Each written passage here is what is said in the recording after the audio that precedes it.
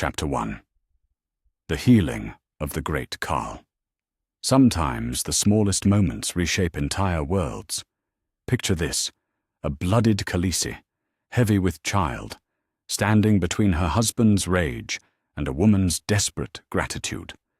The acrid smoke of a burned village drifts around them, carrying the weight of choices that will echo across continents. In the canonical timeline we know so well, this is where everything begins to fracture, where Khal Drogo's arrogance leads to infection, to death, to Daenerys walking into fire alone. But what if, just what if, mercy had unexpected consequences? The fight between Drogo and Margo unfolds exactly as we remember. Margo, his pride stung by Daenerys' intervention on behalf of the Lazarene women, spits the words, "foreign whore," with all the venom his wounded ego can muster. The challenge is issued. The Khalasar forms their circle. And Drogo, magnificent and terrible in his fury, rips the tongue from Margo's throat with his bare hands. But here's where our timeline diverges. In the moment when Mirri Maz Duur, the godswife of the great shepherd, looks upon Daenerys Targaryen and sees something different than what history recorded. In the original story, we're told that Mirri deliberately sabotages Drogo's treatment, either through malice born of trauma or perhaps simple pragmatism. Her people are dead or enslaved. Why should she save the life of their destroyer? But consider this. What if Daenerys' genuine attempt to protect the women of Lazar had planted a different seed entirely? As Mirri kneels beside the wounded Khal, her hands steady despite the chaos around them, she finds herself studying the young Khaleesi's face. This is not the cold calculation of a conqueror counting treasure. This is raw, desperate concern. A girl barely more than 16, pregnant and far from home, watching the only protection she has in this world bleed into the dirt. "Please," Daenerys whispers in the common tongue, her hands pressing against her swollen belly where their son grows strong. "Please save him." And perhaps it's the tone. Perhaps it's the way Daenerys had stood between the riders and the rape victims just hours before, willing to face her husband's anger to spare strangers from horror. Or perhaps it's simply that Mirri Maz Duur, for all her pain, remains what she has always been: a healer. She tells Drogo exactly what she told him in the original timeline. Keep the poultice on. Drink no fermented mare's milk. Let the wound rest.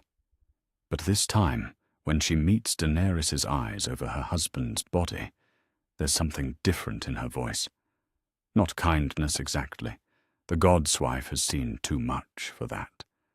But professional pride, the satisfaction of a craftsperson who intends to do the work properly. "Your Khal is strong," she says simply. "If he follows my instructions, he will heal. And here's the crucial difference. Drogo listens. Oh, it's not because he's suddenly become wise or cautious. The great coal still burns with the same pride that will, in other timelines, lead to his downfall. But there's something about the way Daenerys tends to him, the careful way she checks the poultice, the quiet authority with which she forbids him the drink he craves, that makes him pause. In their tent that night, as she rewraps his bandages with gentle, inexperienced hands, he watches her face in the flickering lamplight. She had stood against him today, publicly contradicted his blood rider's right to rape and pillage. Any other call would have struck her down for the insult. But when she turned to face his anger, there had been no fear in her violet eyes, only determination. "You fought for those women," he says in Dothraki, his voice rough with pain and something that might be respect. "They were innocent," she replies, her pronunciation still careful, but improving daily. "Children, grandmothers. They deserved protection."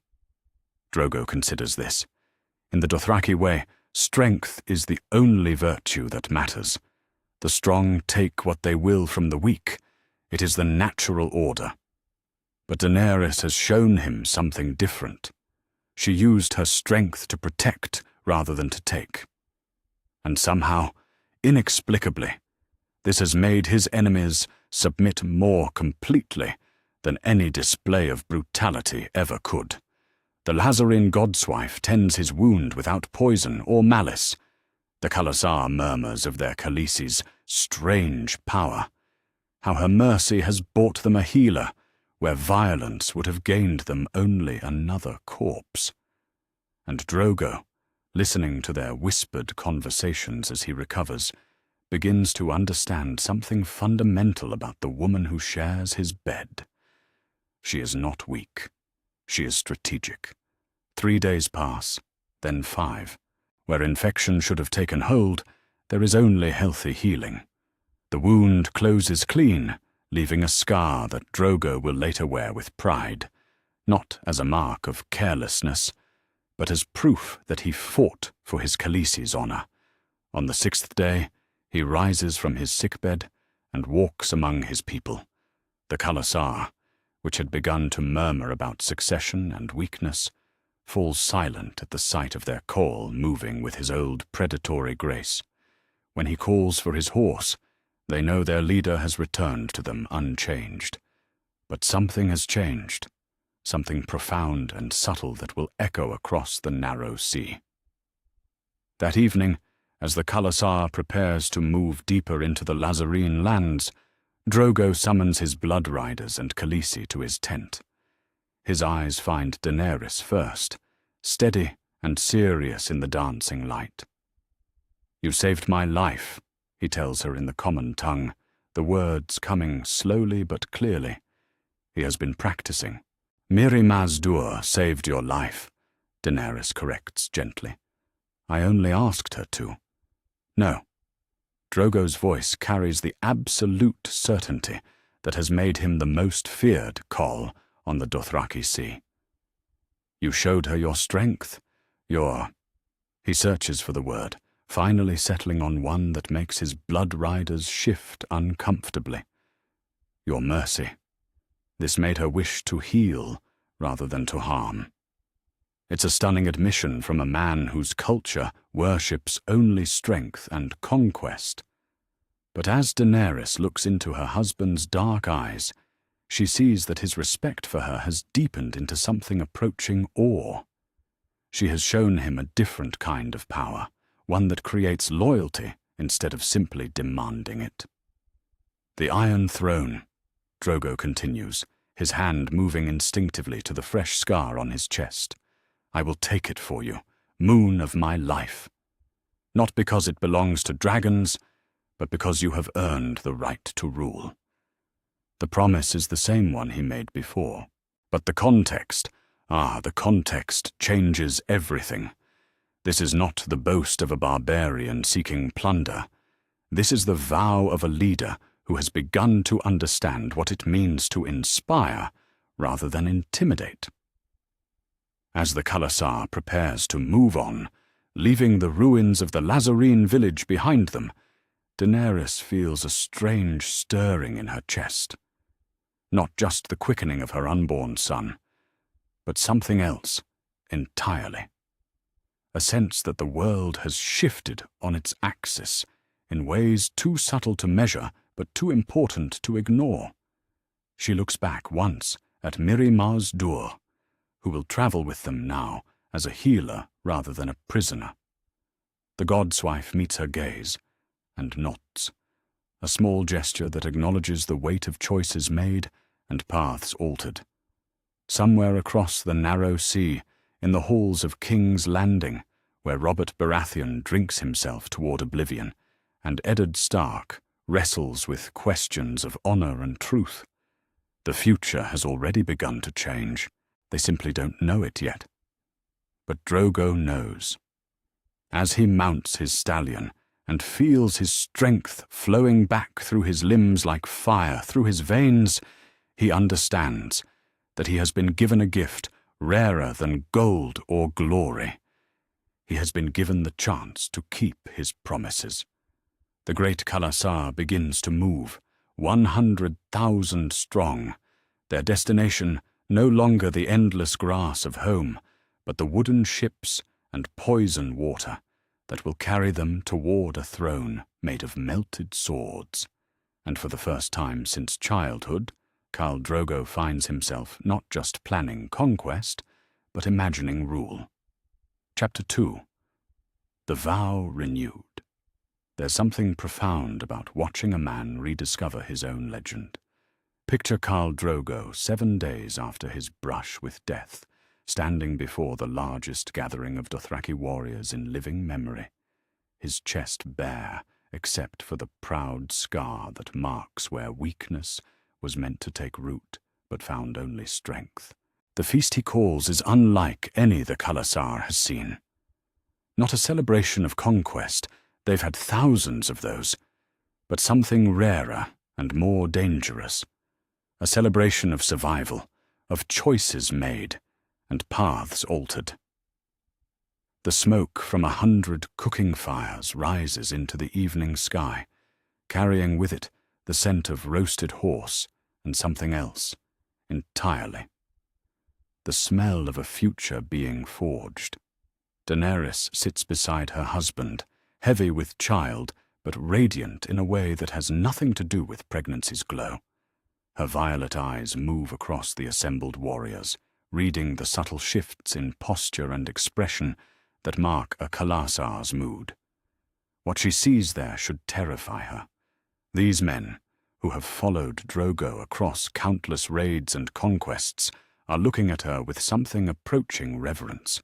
It's Ser Jorah who notices it first, his weathered face creased with concern as he leans close to speak in her ear. "Khaleesi," he murmurs in the common tongue, his voice barely audible above the celebration. "They're beginning to see you differently. That wound, your intervention, they think you have some kind of power over life and death." Daenerys turns to study her protector's face. Jorah Mormont, exiled knight of Bear Island, has been her constant companion since Pentos. But tonight there's something new in his expression. Not just concern for her safety, but genuine worry about what she's becoming. "Is that such a terrible thing?" she asks softly. Before he can answer, Drogo rises to his feet. The massive Khal needs no bell or horn to command attention. His presence alone silences 10,000 conversations. In the sudden quiet, the crackle of flames seems deafening.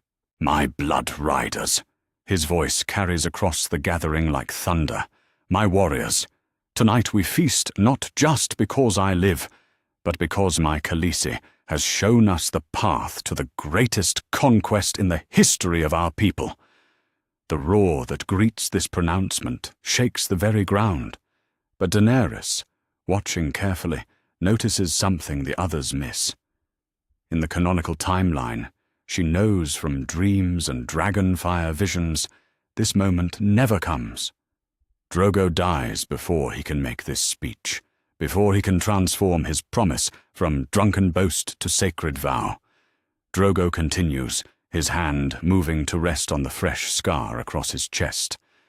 "This mark, you see, this is not the sign of weakness. This is the mark of a man who fought for honor, for the protection of the innocent, for the command of his Khaleesi. And my Khaleesi's wisdom saved my life so that I might fulfill the promise I made to her." Now he turns to Daenerys, offering his massive hand to help her rise. The gesture is performed before the entire Khalasar, a Khal acknowledging his queen as an equal partner rather than mere property. The implications ripple through the crowd like wildfire. "Daenerys of House Targaryen," he declares, his voice carrying the formal weight of ritual. "Mother of the heir who grows strong in your womb, blood of the dragon, my sun and stars. I swear to you before the great stallion and all our ancestors that I will place the Iron Throne of the 7 kingdoms beneath your feet. I will give you the crown that is yours by right, and I will burn the usurpers' cities until their stones cry out for mercy." The words are almost exactly what he promised before, but context, as anyone who has studied the long arc of history knows, changes everything. This is no longer the passionate declaration of a man drunk on wine and conquest. This is the calculated vow of a leader who has looked mortality in the face and chosen his legacy. Sir Jorah, listening to this pronouncement, feels ice forming in his stomach. He had served Robert Baratheon, knows the strength of Westeros when unified.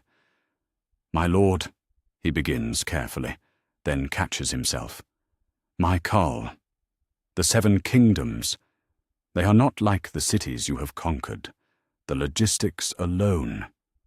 Drogo fixes him with a steady stare. In the dancing firelight, his eyes seem almost black.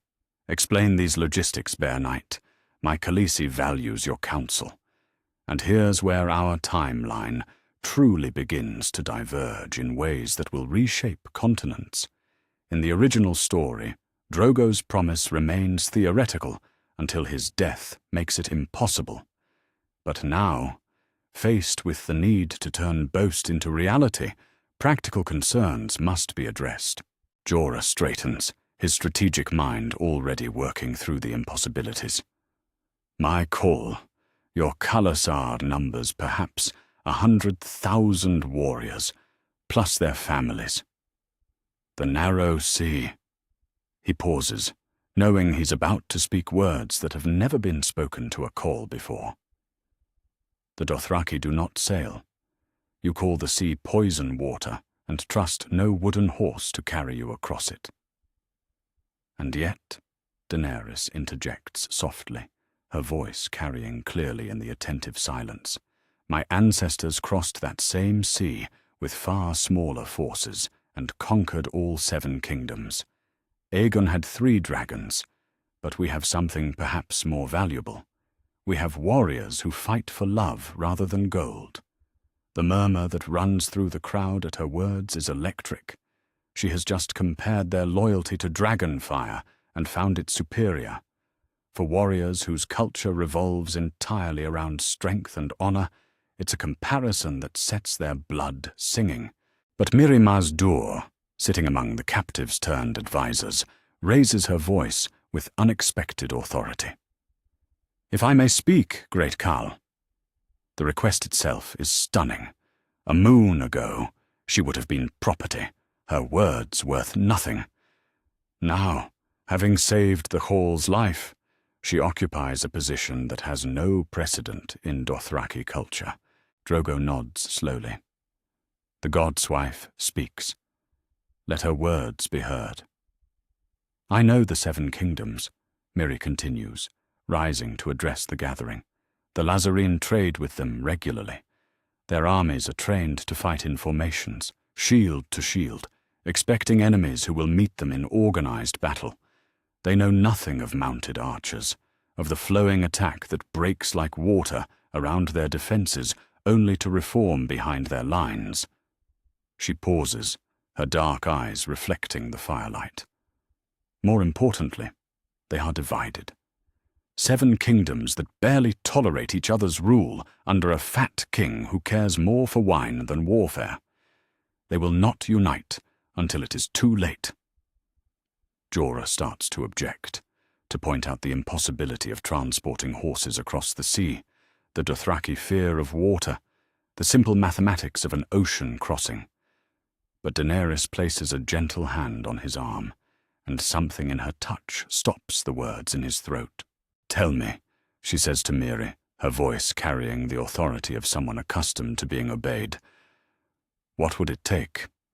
Ships enough for the Khalasar, supplies for the crossing, knowledge of where to land?"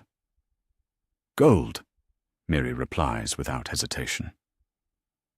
More gold than has ever been gathered in one place. The shipbuilders of Pentos and Mer, perhaps Braavos if they could be convinced the risk was worthwhile. But it could be done, Khaleesi. If the will existed, it could be done. The silence that follows stretches long enough for the implications to sink in. Around the fires, warriors who have never seen the sea begin to imagine wooden horses large enough to carry their stallions across poison water.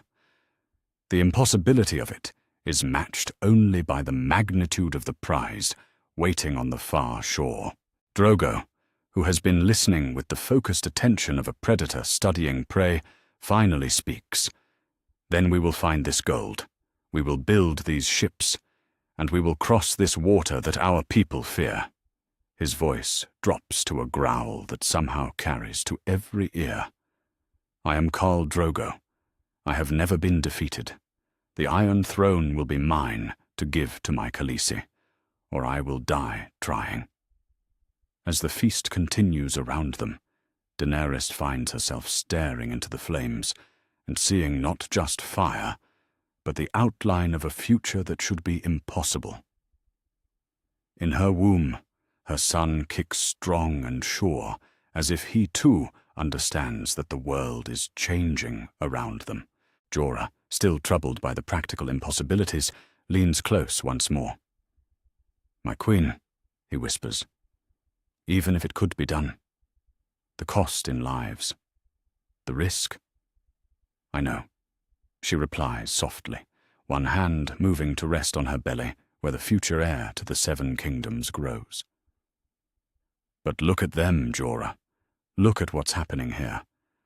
Drogo isn't just promising conquest anymore. He's planning it. And when the Dothraki actually plan rather than simply raid, she doesn't finish the thought, but she doesn't need to.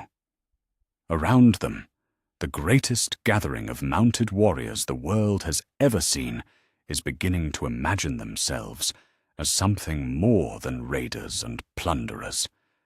They're beginning to see themselves as conquerors of kingdoms, as the force that will reshape the known world. In King's Landing, Robert Baratheon drinks his wine and dreams of past glories, unaware that the future is being forged in the light of Dothraki fires.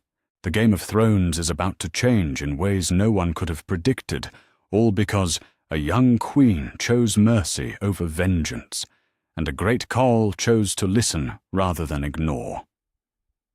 The feast continues into the deep hours of the night, but the planning has already begun. Chapter 3. Convincing the Horse Lords. There are moments when the collision between dream and reality creates something entirely new, or destroys everything that came before. Picture 100,000 Dothraki warriors, masters of the endless grasslands, cresting a hill to see something that has existed only in their nightmares, the edge of the world itself, where the earth simply ends and poison water stretches beyond the horizon. The first to see it is young Drogo, one of Daenerys's blood riders, his bronze skin pale beneath his war paint, as he reins in his stallion so suddenly that the animal rears in confusion. Behind him, the great column of the Khalasar continues to advance, unaware of what waits beyond the ridge. But as they crest the hill one by one, a sound unlike any in Dothraki history begins to ripple through their ranks, the sound of grown warriors backing away from something that fills them with primal terror. Ser Jorah, riding beside Daenerys in her ornate litter, watches the reaction with the grim satisfaction of a man whose dire predictions are proving accurate. "You see, Khaleesi," he murmurs, "this is what we face. These men have conquered cities and defeated armies, but they've never seen the sea. To them, it might as well be the edge of existence itself. The sea that spreads before them is the Summer Sea. Its waters are blue, so deep it seems almost black beneath the afternoon sun. Merchant vessels dot the distant waters like scattered toys, while closer to shore, fishing boats work their nets with the casual competence of men who have never known the fear that now grips the mightiest army on earth. Daenerys, heavy with child but determined to witness this crucial moment, calls for her litter to be set down. As she emerges, the wind carries the salt scent of the ocean to her nostrils, a smell she remembers from earliest childhood in Dragonstone, though she could not have said why it feels like coming home.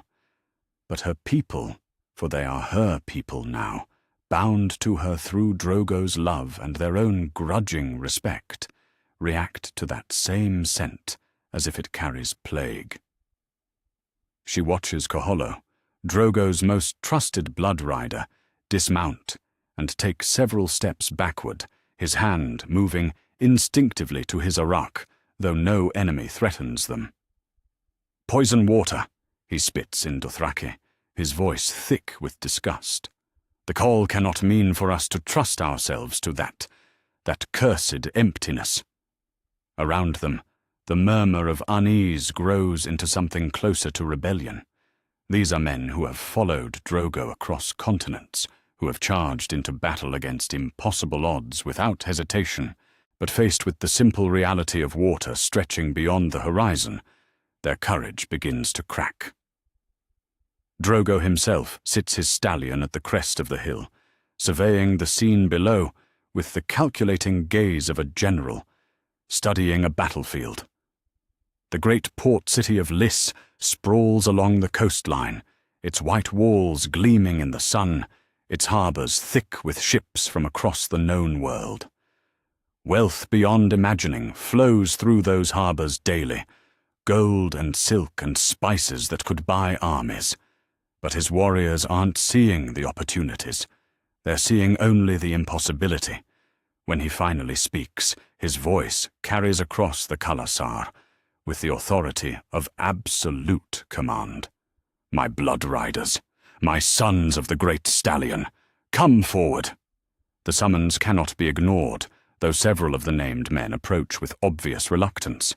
Kotho, Hago, Kaholo, the men who have stood beside their Khal through every victory of his reign, gather around him like petitioners approaching a judge. "You have heard my promise to my Khaleesi," Drogo continues, his dark eyes moving from face to face. "You have feasted at my fires and sworn your loyalty to my cause. Now you see the path that leads to the greatest conquest in the history of our people, and you hesitate like women seeing their first battle." The insult is calculated and brutal. In Dothraki culture, comparing a warrior to a woman is among the gravest challenges to honor possible. Kotho's face darkens with anger, but before he can respond, Drogo presses forward. "The Iron Throne sits across this water," the Khal declares, gesturing toward the distant horizon where Westeros waits unseen. 7 kingdoms full of soft men who have forgotten what it means to fight for their lives. Cities that have known peace for so long they no longer remember how to defend themselves. And you, my blood riders, my chosen warriors, you fear water? "It is not water, my call," Kaholo says carefully, his tone walking the line between respect and defiance. "It is death. The great stallion's hooves were made for grass and stone, not for wooden boats that sink beneath a man's weight. Our ancestors never crossed such barriers because they understood. Some things are not meant to be conquered."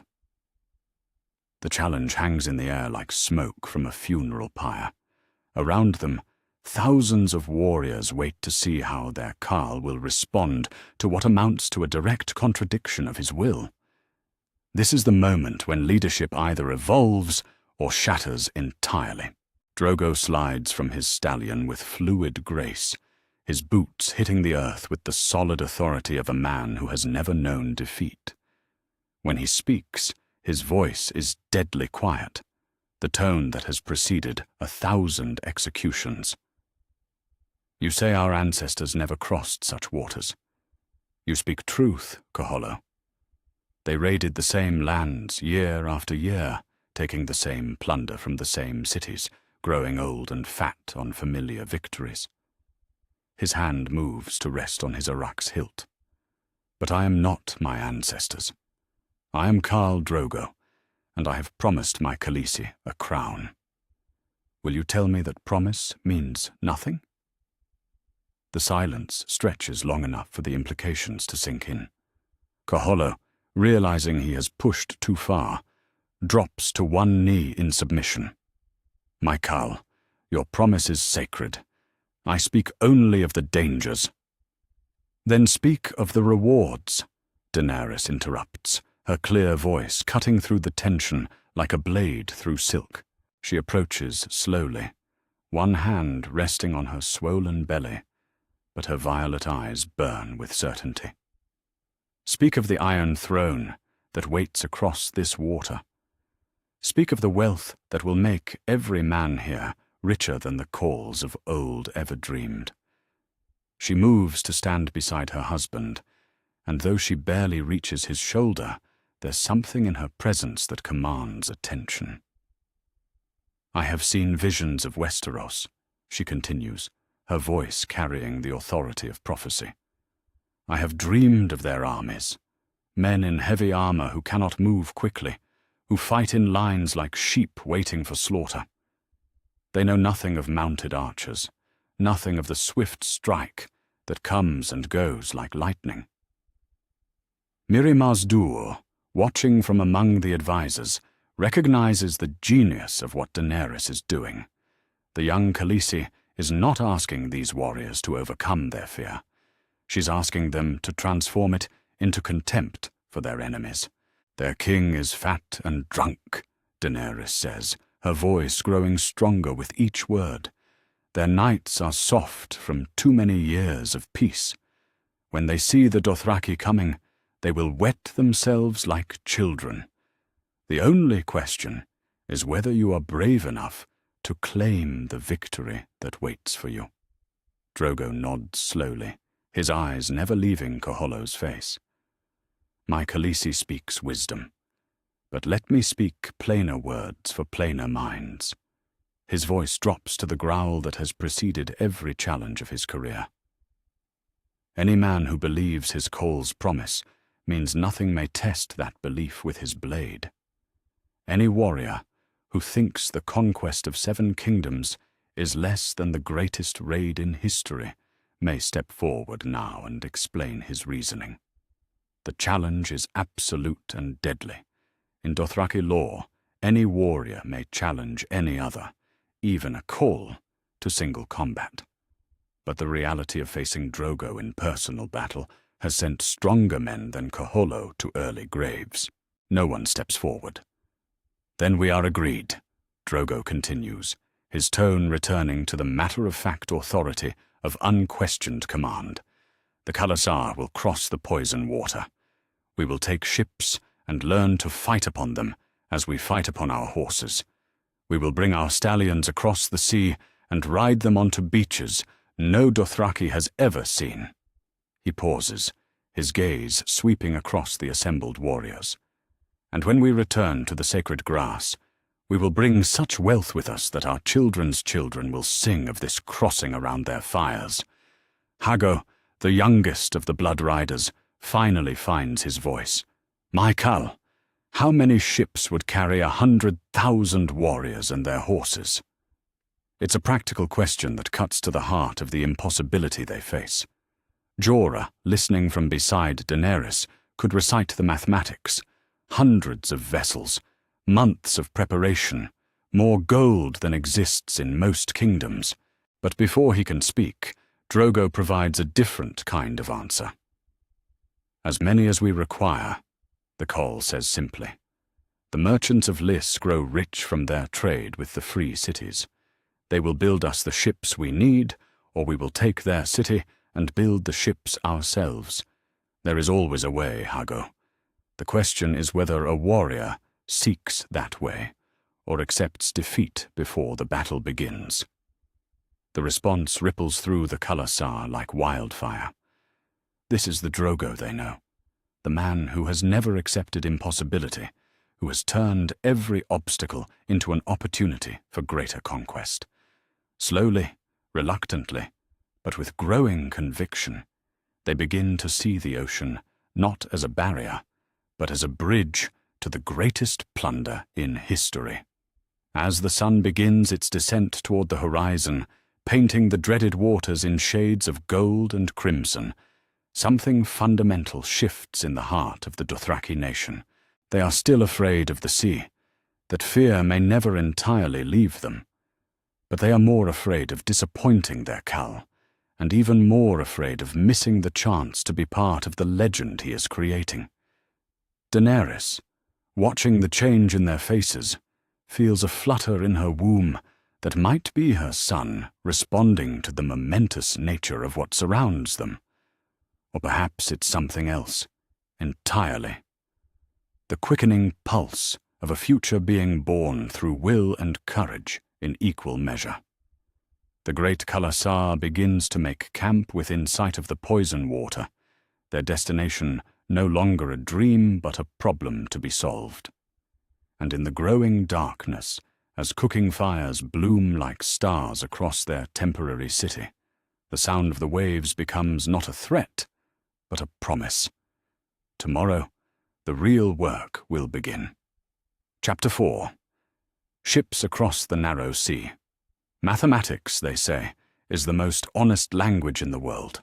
It cannot lie or flatter or deceive, and the mathematics of moving 100,000 Dothraki warriors and 50,000 horses across the narrow sea are stark enough to make even the most optimistic dreamer pause. Picture the greatest shipwright in Lys receiving the most impossible commission of his lifetime. Build a fleet large enough to transport an entire nation across poisonous waters they've never trusted. The first to understand the true scope of the challenge is Magister Ordello Antarion, whose shipyards sprawl along the harbour like a wooden city dedicated to the conquest of water. When the Dothraki riders approach his gates, not as raiders but as customers, his initial reaction borders on hysteria. 100,000, he repeats in the accented common tongue, his voice climbing toward shrillness. My Lord Khal, I could build ships for my entire lifetime and not transport such numbers. The wood alone, the cost, it would bankrupt 3 cities. Drogo, seated on his stallion with the casual authority of a man who has never accepted the word impossible, studies the Magister with the patience of a predator sizing up prey. Behind him, 2,000 of his fiercest warriors wait in perfect silence, their presence more eloquent than any threat. Then we will find the wood, Drogo says simply, and the gold to pay for it. But Ser Jorah, dismounting to examine the shipwright's ledgers with the eye of someone who understands both military logistics and maritime commerce, quickly realizes that standard negotiation will not suffice. The numbers are simply too vast for conventional solutions. Khaleesi, he murmurs to Daenerys as she emerges from her travelling litter, heavy with the child that grows stronger each day. Even if we could afford such a fleet, the construction would take years. The Free Cities don't have enough shipwrights, enough seasoned timber, enough imagination, Daenerys finishes quietly, her violet eyes studying the harbour where dozens of ships from across the known world ride at anchor. They think like merchants, Jorah. They see only the impossibility of building what we need. But we don't need to build it all. We need to acquire it. The solution that emerges over the following days is audacious even by Dothraki standards. Rather than commissioning a single massive fleet, they will gather vessels from across the Free Cities through a combination of negotiation, intimidation, and strategic raid. It's Mirri Maz Duur who suggests the crucial insight that the Dothraki's fearsome reputation can be as valuable as gold in securing cooperation. The ship owners of Pentos, she explains during one of their evening councils, they grow rich carrying slaves and silk between the Free Cities. But they also know that a single Khalasar could burn their prosperity to ashes in a day. Offer them partnership rather than conquest, and they may find it prudent to cooperate. The negotiations that follow are unlike anything in the history of either culture. Daenerys, despite her pregnancy, proves herself a remarkably adept diplomat, using her growing command of multiple languages and her intuitive understanding of what motivates different types of men. When the Pentoshi demand guarantees that their ships will be returned undamaged, she offers them something more valuable, a promise that the successful conquest of Westeros will open entirely new trade routes under Dothraki protection. But it's Drogo who provides the crucial element that transforms negotiation into inevitability. When the Myrish shipowners prove reluctant to risk their vessels on such a venture, he demonstrates the alternative with ruthless efficiency. The raid on the Myrish trading post comes without warning and ends within hours. No one is killed. Drogo's orders are specific on that point. But 3 warehouses full of Myrish goods disappear into the Dothraki supply train, and the harbour facilities suffer enough damage to make the costs of non-cooperation crystal clear. "You may negotiate with the dragon," he tells the trembling trade factor the next morning, gesturing toward where Daenerys sits in conference with a half-dozen other merchants. "Or you may experience the alternative. Choose quickly." The response is immediate and comprehensive. Within days, pledges begin arriving from shipyards across the Free Cities, not just for vessels, but for the skilled crews needed to manage them during the crossing. The Bravosi, with their legendary pragmatism, are among the first to recognize that profit lies in accommodation rather than resistance. But acquiring ships proves to be only the first challenge. Training an entire culture of horsemen to trust their lives to wooden horses that float on poison water requires a psychological transformation that tests the limits of even Drogo's authority. The first training sessions are disasters of almost comical proportion. Hardened warriors who have charged into battle against overwhelming odds find themselves retching over the sides of ships that have barely left the harbour. Kaholo, Drogo's most trusted blood rider, must be physically restrained from drawing his arak on the Pentoshi captain who laughs at his seasickness. "It's not weakness," Jorah explains patiently as he helps the green-faced warrior back to solid ground. "The inner ear, the motion, even experienced sailors need time to adjust. But adjust you will, or the crossing will be a floating catastrophe." Drogo, watching these early attempts with growing concern, realizes that his usual method of leadership, commanding through absolute authority, will not suffice. His people need to see that he shares their fears and overcomes them. When he announces his intention to spend an entire night aboard one of the training vessels, the symbolic importance is lost on no one. The sight of Khal Drogo, who has never shown fear of any earthly thing, gripping the ship's rail with white knuckles as he fights his own body's rebellion against the alien motion, becomes the turning point. If their call can conquer this weakness, then so can they. "The sea seeks to make us weak," he declares to the assembled warriors the next morning, his voice still slightly hoarse from the previous night's ordeal. "It tries to steal our strength through this sickness. But we are Dothraki. We do not yield to any enemy, whether it carries a sword or dwells in the motion of water." The training intensifies. Small groups of volunteers begin spending nights aboard the anchored vessels, forcing their bodies to adapt to the constant motion. The Pentoshi crews, initially skeptical of these savage horsemen, gradually develop a grudging respect for warriors who approach seasickness as they would any other foe, with determination to conquer or die trying. But it's the horses that present the most complex challenge. No Dothraki warrior will sail without his mount. The bond between rider and horse is sacred in their culture. Yet transporting thousands of horses safely across rough seas requires specialized knowledge that no one in the Khalasar possesses. The solution comes from an unexpected source: a horse trader from Volantis who specializes in transporting breeding stock between the free cities. His methods, specialized stalls that account for ship movement, carefully calculated feeding schedules, techniques for keeping the animals calm during storms, become the foundation for what will be the largest equine naval operation in history. "Your horses are warriors like their riders," the trader explains to Drogo during one of their planning sessions. "Treat them as such. Let them understand that this strange wooden stable is temporary, that grass and sky wait beyond the water, and they will endure what they must." As the weeks pass and the assembled fleet grows, something unprecedented begins to emerge in the harbors of Lys.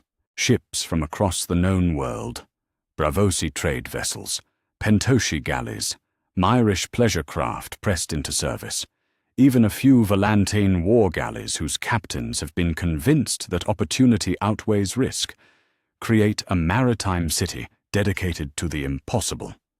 Daenerys, now visibly heavy with child, but still moving with the determined grace of someone carrying the future heir to the Seven Kingdoms, walks among the ships daily. Her presence has become essential to the entire enterprise. The Dothraki trust her as the source of their call's vision, while the Free City's representatives see in her the civilized face of an otherwise barbaric undertaking. "How long?" Drogo asks her one evening as they stand on the harbor's edge, watching the sunset paint the assembled fleet in shades of gold and crimson. "How long before my son is born?" "Soon," she replies, one hand resting on her belly where their heir grows strong. "But not before we sail, my sun and stars. Our child will be born, either on Dragonstone or in King's Landing itself, in his rightful kingdom." The vow hangs between them like a prayer and a promise. Around them, the greatest fleet ever assembled for conquest continues to take shape, its very existence a testament to what becomes possible when absolute will meets unlimited ambition. But Jorah, studying the reports that arrive daily from across the narrow sea, knows that time is running short. Word of the Dothraki preparations has begun to reach Westeros, and while King Robert may dismiss such reports as impossible, others will not be so blind to the approaching storm. In King's Landing, the Game of Thrones continues its deadly dance, unaware that the rules are about to change forever. The players focus on each other, missing the storm gathering across the sea that will render their careful schemes meaningless. The Great Crossing approaches, and with it, the transformation of the known world. Chapter 5. The Iron Throne's blindness. There's a particular kind of arrogance that comes with sitting atop the known world for so long that you forget how you got there. Picture the Red Keep on a sweltering summer morning, its ancient stones radiating heat like a great oven, while in the throne room beneath its twisted spires, the most powerful men in Westeros dismiss reports that should terrify them as the fantasies of nervous merchants and excitable spies. The Raven arrives during the small council meeting, its black wings cutting through the muggy air like an omen. The Maester who brings it moves with the measured pace of a man who has delivered 1,000 such messages. But there's something in his expression, a tightness around the eyes, that suggests this particular scroll carries more weight than most. "Your Grace," he says, offering the parchment to King Robert Baratheon with a bow that barely conceals his unease. "From our sources in the Free Cities, reports of unusual activity." Robert, sprawled in his chair like a man who has given up all pretense of royal dignity, barely glances at the message before tossing it toward the table. At 8:30, the great warrior who once crushed the Targaryen dynasty has become something altogether different. A king whose greatest battles are now fought against wine cups and roasted capons. "Read it aloud, Pitzel," he grunts, reaching for the goblet that never seems to empty. My eyes aren't what they were. Grandmeister Pitel adjusts his chains with the theatrical precision that marks all his movements, clearing his throat as he unfurls the parchment. When he reads, his voice carries the tone of a man reciting something he doesn't quite believe himself. Reports from Lys confirm Dothraki presence in unprecedented numbers. Estimate suggests full Khalasar, perhaps 100,000 strong, gathered near coastal regions. Ship procurement activities observed across multiple free cities. Purpose unknown, but scale suggests major maritime undertaking. The silence that follows is broken only by Robert's snort of derision. Dothraki on ships? What's next? Fish learning to fly. The Horse Lords don't sail, Pycelle. They barely trust bridges over streams. But Varys, seated at the far end of the council table, like a spider at the center of his web, leans forward with the careful attention of a man whose survival depends on recognizing dangerous patterns. His soft hands clasp together as he speaks, his voice carrying the musical cadence that makes even dire warnings sound almost pleasant. Your Grace, if I may. My little birds have been singing similar songs from Pentos, from Maya, even from Braavos. The Dothraki Khal, this Drogo, he yet lives when our reports suggested otherwise. And his Khaleesi?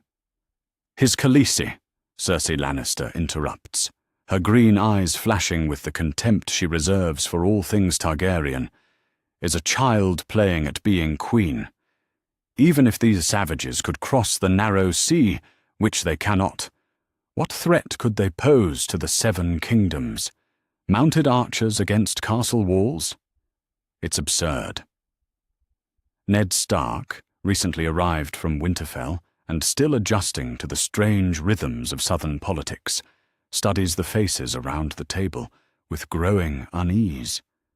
In the north, threats are met with steel and swift action. Here, everything seems filtered through layers of assumption and dismissal.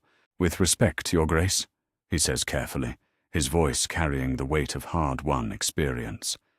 The Dothraki are not to be underestimated. During Robert's rebellion, we heard tales of their raids. Whole cities emptied, armies scattered by their mobility alone. If they've truly found a way to cross the sea, if wishes were horses, beggars would ride. Robert cuts him off, his mood darkening, as it always does when forced to contemplate anything resembling actual governance. Ned, you've been in the north too long if you're jumping at shadows. The Dothraki are savages who rape and pillage sheep farmers. They're not a threat to kingdoms that know how to fight. But Tyrion Lannister, present for this council meeting by virtue of his temporary residence in the capital, finds himself studying the dynamics with the sharp attention of someone who has learned to read between the lines of family conversations. There's something in his sister's quick dismissal, something in Varys's careful concern, that suggests more complexity than anyone wants to acknowledge. After the meeting disperses, he corners the spider in one of the Red Keep's many shadowed alcoves. Varys, never one to waste an opportunity for conversation with someone who actually thinks, greets him with the kind of smile that never reaches his eyes. Lord Tyrion. How refreshing to speak with someone who listens to words rather than simply waiting for their turn to speak. You found our discussion illuminating? I found it terrifying, Tyrion replies bluntly. Not because of what was said, but because of what wasn't. You believe these reports, don't you? You think the dragon's sister has actually convinced the Dothraki to sail? Varys's smile grows more genuine. I think, my lord, that we live in an age where the impossible becomes possible with alarming frequency. And I think that armies which have never tasted defeat sometimes forget that their reputation for invincibility rests on never having faced certain kinds of enemies.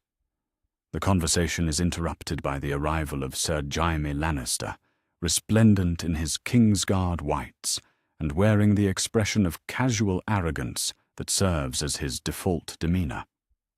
But Tyrion, who knows his brother's moods better than anyone, notices the slight tension around his eyes. "Brother mine," Jaime drawls, though his voice carries less warmth than usual. "Deep in conversation with our eunuch friend? Should I be concerned about conspiracies?" "Only the conspiracy of intelligent people wondering whether we're sleepwalking toward catastrophe," Tyrion replies. "Tell me, Jaime, if 100,000 mounted warriors landed on our shores tomorrow, how would we stop them?" Jaime's laugh is immediate and dismissive. 100,000. The entire royal army doesn't number that many. Besides, where would they land? Storm's End? Dragonstone? Every port in the Seven Kingdoms has walls and garrisons. They'd be slaughtered on the beaches. Would they? Tyrion muses. Or would they simply ignore the ports entirely and land on empty coastline, then move inland faster than any army could respond? How long would it take to gather sufficient forces? How many ravens would need to fly? How many lords would need to muster their banners? For the first time, Jaime's expression grows serious. The Golden Lion of Casterly Rock has spent his entire adult life as one of the finest warriors in the Seven Kingdoms, but he's also inherited the Lannister gift for strategic thinking. The questions his brother poses are not easily dismissed. "You're serious about this threat?" "I'm serious about the possibility that we're dismissing a threat we should be taking seriously," Tyrion corrects. "There's a difference. But given the consequences of being wrong—" Meanwhile, in the Red Keep's rookery, ravens fly toward Casterly Rock with messages that never appear in any official record. Tywin Lannister, Hand of the King, in all but name, regardless of who holds the title, has his own sources of information. And unlike the small council, he has never made the mistake of underestimating enemies simply because they seem impossible. His response, when it comes, is characteristically subtle. No grand pronouncements, no public warnings that might cause panic. Instead, quiet orders to increase patrols along the western coastline, discreet inquiries about the readiness of various keeps and their garrisons, the kind of preparations that might be explained as routine maintenance if anyone bothered to ask. But in King's Landing itself, the preparations for Robert's planned progress to Winterfell continue unabated. The pageantry of monarchy must go on, after all. Ceremonies must be planned, supplies gathered, routes mapped. The business of ruling Seven Kingdoms allows no time for distant threats that may or may not exist. It's Lord Commander Sir Barristan Selmy who finally provides the voice of military experience the discussion needs. Approaching Ned Stark after the evening feast, the old knight speaks with the careful authority of someone who has served multiple kings and seen the consequences of both action and inaction. "Lord Stark," he says quietly, "I've been thinking about those reports from across the narrow sea. In my experience, the threats we dismiss are often more dangerous than the ones we prepare for." Ned nods slowly. "You think there's truth to them?" "I think," Barristan replies, "that a Targaryen with dragons once conquered these same Seven Kingdoms with far fewer forces, and I think that if someone has convinced the Dothraki to overcome their fear of water, we may be facing something unprecedented. That night, as King's Landing settles into the rhythm of another summer evening, merchants closing their shops, taverns filling with laughter and song, whores plying their trade in the shadows, the city's gold cloaks receive new orders. Watch the harbours, they're told. Report any unusual ships, any strange passengers, any signs of preparation for unusual arrivals. But the orders come with no real urgency, no sense that the realm might hang in the balance. They're the kind of routine precautions that any competent commander might implement, not the desperate preparations of a kingdom about to face the greatest invasion in its history.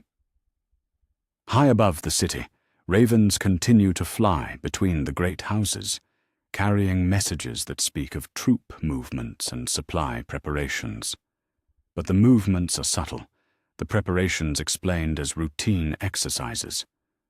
No one wants to be the first to admit that the impossible might be possible. And so the Iron Throne continues its ancient dance of politics and power, blind to the storm gathering across the narrow sea. In the great Game of Thrones, pieces move and plots unfold according to patterns established over generations of conflict. But none of the players have accounted for the possibility that the board itself might be about to change. Somewhere in the distance, wooden ships creak under the weight of horses and warriors. Somewhere across the water, a pregnant queen dreams of the throne that was stolen from her family. And somewhere in the space between dream and reality, the future is taking shape in ways that will render all the careful schemes of Westeros meaningless. The great reckoning approaches, but those who should be preparing for it remain focused on smaller games and older grudges. In the end, perhaps that blindness is the most human thing of all. The tendency to believe that tomorrow will be much like today, right up until the moment when everything changes forever. Chapter 6. The Great Crossing. There are moments in history when the impossible becomes inevitable, when the space between dream and reality collapses in a single decisive act. Picture the greatest armada ever assembled for conquest, hundreds of ships stretching across the horizon like a floating city, leaving the safety of known harbors to carry an entire culture across waters they have been taught to fear since childhood. The morning of departure dawns clear and windless, as if the gods themselves are holding their breath. Khal Drogo stands on the deck of the lead vessel, a massive Braavosi war galley renamed Stallion's Thunder for this historic voyage, and surveys the fleet that stretches behind him like a wooden constellation. His hand rests on the ship's rail, not to steady himself, though the motion still feels alien beneath his feet, but to anchor this moment in his memory. Behind him, Daenerys emerges from their cabin, her pregnancy now advanced enough that the ship's movement requires careful navigation around her changing center of gravity. At 7 months, carrying the heir who will be born either in conquest or exile, she moves with the deliberate grace of someone who has learned to adapt to circumstances beyond her control. "My sun and stars," she says softly, joining him at the rail. "Are you ready to trust your life to wooden horses and poison water?" Drogo's response is a growl that might be laughter. "I am ready to keep my promise to you, moon of my life. The Iron Throne waits across this water, and I have never failed to reach something I have set my mind to take." The signal comes with the rising of the sun, a great horn blast that echoes across the harbor and carries to every ship in the vast fleet. Sails unfurl like the wings of enormous birds, catching the morning breeze that sailors have been praying for. Anchors rise, dripping from the harbor floor. And slowly, ponderously, the greatest invasion force in the history of the known world begins to move. The first hours are deceptively peaceful. The wind holds steady, the sea remains calm, and the Dothraki warriors who line the ship's rails begin to think that perhaps the poison water is not so terrible after all. Some even begin to boast about their courage in facing this alien element, as if the crossing is already accomplished. But the sea, as Ser Jorah knows well from his years of exile and travel, reserves its worst surprises for those who underestimate its power. The first storm hits them on the 3rd day, when they are too far from land to turn back, but not far enough along to see their destination. It begins as a line of dark clouds on the horizon, innocent enough to eyes that don't know how to read the signs. But Jorah, studying the sky with the attention of someone whose life has often depended on weather patterns, feels ice forming in his stomach. "Khaleesi," he says urgently, approaching Daenerys where she sits beneath a canvas awning, trying to keep food down despite the increasing motion of the ship. "You need to get below. The storm that's coming, it will test every sailor on this fleet, let alone the Dothraki." She looks up at him with violet eyes that have learned to read deeper meanings in simple warnings. "How bad?" "Bad enough that we'll lose ships," he admits grimly. "Bad enough that strong men will pray to gods they've never believed in. Your people have never experienced anything like what's coming. When the storm hits, it hits with the fury of something personal. Waves that seemed impossible tower above the ships like moving mountains, lifting vessels high into the air before dropping them into valleys that seem to reach toward the ocean floor. The wind screams across the fleet with a voice that drowns out human speech, and rain falls with such force that it feels like being pelted with stones. Below decks, where the Dothraki warriors huddle in misery that goes beyond simple seasickness, the sounds of terror mix with the creaking of wooden hulls pushed beyond their limits. Men who have faced death in battle with steady nerves find themselves paralyzed by fear of something they cannot fight. But it's in this chaos that Daenerys reveals the depth of strength that will someday reshape continents. Rather than hiding in her cabin as Jorah urged, she moves through the lower decks like a spirit of calm in the storm. Her presence alone, this pregnant girl walking steadily through the pitching ship while hardened warriors writhe in misery, becomes a source of hope that keeps panic from becoming complete collapse. "The storm will pass," she tells them in Dothraki, her voice somehow carrying over the wind and rain. "The great stallion tests our courage, but he does not abandon his sons. Hold fast, and tomorrow we will see clear skies." Mirri Maz Duur, pressed into service as both healer and voice of experience, works alongside her to tend those whose sickness has become dangerous. The godswife's knowledge of herbs and remedies proves invaluable, but it's Daenerys' calm authority that turns treatment into something approaching hope. Above deck, Drogo faces his own trial by water. The great Khal, who has never known defeat, finds himself battling an enemy that cannot be challenged to single combat, cannot be intimidated, cannot be conquered through strength alone. For hours he stands lashed to the ship's mast, his eyes fixed on the horizon he cannot see, refusing to acknowledge the fear that threatens to overwhelm him. "My Khal!" Kaholo shouts over the wind, his face green with sickness, but his loyalty unwavering. "Perhaps we should signal the other ships to—" "No!" Drogo's voice cuts through the storm like a blade. "We hold our course. We prove to the poison water that we are stronger than its anger." But the sea extracts its price regardless of human courage. By dawn, when the storm finally breaks and the fleet can assess its losses, 3 ships have vanished entirely, along with nearly 2,000 warriors and their mounts. Others have been damaged, their sails torn, their hulls taking on water that requires constant pumping to prevent sinking. The sight that greets the survivors is sobering. A fleet that stretches across less of the horizon than it did before, with gaps where proud vessels once sailed. The mathematical reality of conquest has begun to assert itself, and the cost is measured in empty spaces where brothers and horses once stood. Yet something profound has changed in the crossing of this first great trial. The Dothraki who emerge from the storm are not the same people who entered it.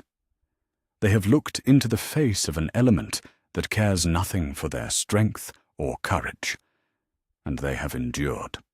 More than that, they have seen their Khal and Khaleesi face the same trial and prove equal to it.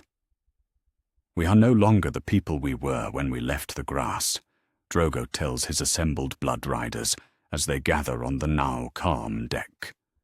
We are becoming something new, warriors who can fight on any field, in any element. When we reach the Seven Kingdoms, their knights will face men who have conquered not just the land, but the sea itself. The crossing continues for days that stretch into weeks, each one bringing new challenges and small victories. Pirates, drawn by reports of rich cargo and thinking to prey on foreign ships unfamiliar with local waters, learn a harsh lesson about the difference between merchant vessels and war fleets. The attack comes at dawn on the 10th day, 3 sleek galleys emerging from morning mists with the predatory confidence of wolves approaching sheep. It's their last mistake. The Dothraki, confined to ships for days and desperate for any outlet for their warrior energy, greet the borders with a fury that turns the pirates' own vessels into floating charnel houses.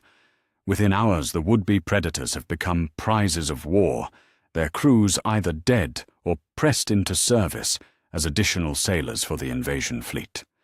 But it's the horses that suffer most during the long crossing. These proud animals, bred for speed and endurance on solid ground, struggle with the constant motion and confined spaces of ship transport. Despite the best efforts of the Volantane horse trader and his specialized techniques, losses mount daily. Each morning brings the grim task of committing deceased mounts to the sea, their weight pulling them down into depths that seem as alien as another world. Daenerys, watching one such ceremony as they lower a particularly fine stallion over the side, places a hand on her swollen belly, where their son grows strong despite the hardships of the crossing. "He will be born in a kingdom won by sacrifice," she murmurs to Jorah, who stands beside her in respectful silence. "All kingdoms are won by sacrifice. Khaleesi," he replies. "The question is whether the price proves worth the prize." As the fleet continues its historic journey, word begins to spread that scouts have spotted seabirds, the kind that venture only so far from shore, then floating debris, the sort that washes out from harbors and coastal settlements. Finally, on a morning bright with promise, the cry goes up from the lead ship's crow's nest that will echo through history. "Land ho! The Seven Kingdoms!" The shout passes from ship to ship like wildfire, carried by voices that crack with excitement and exhaustion in equal measure. After weeks on the poison water, after storms and battles and losses that would have broken lesser people, the impossible destination finally appears on the horizon. It's nothing more than a dark line between sea and sky at first, visible only from the highest masts. But as the hours pass and the fleet draws closer, that line resolves into the green hills and rocky shores of Westeros, the prize that has driven them across an ocean they feared. Standing on the deck of the Stallion's Thunder, with the wind whipping her silver-gold hair and her unborn child moving restlessly in her womb, Daenerys Targaryen looks upon the continent that was stolen from her family and feels something deeper than satisfaction. This is not just conquest approaching, it's reclamation. The dragons may be gone, but their blood has found another way home. Around her, the greatest invasion force ever assembled continues its approach toward a kingdom that has no idea what's coming. In the distance, the shores of Westeros wait beneath a peaceful sky, their defenders still focused on internal squabbles and ancient grudges. The great crossing is nearly complete. The real war is about to begin. Chapter 7. Landfall in the Stormlands. There's a particular quality to the morning air when history pivots on its axis, a clarity that seems to sharpen every detail, as if the world itself understands it's about to be transformed forever. Picture the rocky shores of Cape Wrath at dawn, where gentle waves have lapped against ancient stones for countless centuries, blissfully unaware that today they will carry the first invaders to successfully land on Westerosi soil since Aegon the Conqueror. The fishing village of Weeping Bay wakes to what should be another ordinary day. Nets to be mended, boats to be launched, catches to be sorted and sold at the small market that serves the scattered settlements of the Cape. But as the fishermen emerge from their humble cottages, rubbing sleep from their eyes, they see something that stops them cold, a horizon filled with more ships than they knew existed in all the world. Old Davon, who has pulled fish from these waters for 60 years and thought he'd seen every marvel the sea could offer, drops his net and crosses himself with hands that shake like autumn leaves. The fleet stretching before him is beyond his comprehension. Hundreds of vessels of every size and design, their sails darkening the morning sky like the wings of some vast, predatory bird. "Sweet Mother of Mercy," he whispers, though there's no one close enough to hear. It's the end of the world. He's closer to the truth than he knows. The first boats to reach the shore are small craft, packed with Dothraki scouts whose horses splash through the shallows, with the fluid grace of creatures born to conquest. These are not the heavy cavalry of Westeros, armored and slow, but mounted archers who move like quicksilver and strike like lightning. They hit the beach with a sound like distant thunder, thousands of hooves on sand and stone, creating a rhythm that will haunt the nightmares of any who survive to remember it. Khal Drogo rides in the second wave, mounted on his great black stallion and wearing the expression of a man who has kept the most important promise of his life.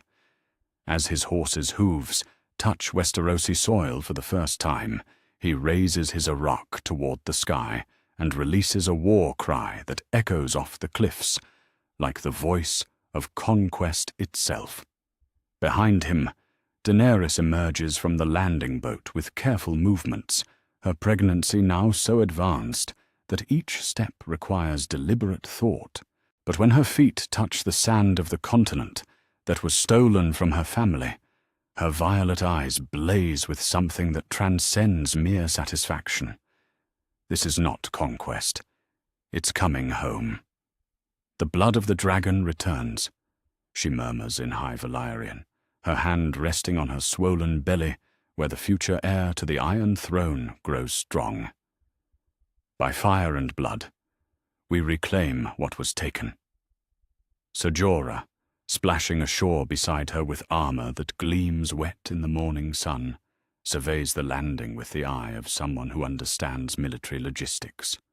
The Dothraki are establishing their beachhead with a competence that would impress any general. Horses being led from ships with practiced efficiency, weapons being distributed, scout parties already disappearing inland to map the terrain. "Khaleesi," he says quietly, "once word of this reaches Storm's End, Renly will send every man he has. We need to move fast if we want to establish ourselves before they can organize resistance." But Drogo, overhearing the exchange, laughs with the confidence of a man who has never known defeat. "Let them come, Bear Knight. Let them see what happens when sheep try to fight wolves." The advance inland begins within hours, and it unfolds like nothing Westeros has ever faced. Traditional warfare, knights in heavy armor, infantry in formation, siege engines moving slowly along prepared roads, assumes an enemy that follows the same rules. But the Dothraki follow no rules except victory. They move across the countryside like a brown tide, splitting into smaller groups that cover more ground than any army should be able to manage. Village after village falls not to siege or assault, but to simple speed. By the time local forces realize they're under attack, the raiders have already struck, gathered what they need, and vanished into terrain they've scouted thoroughly.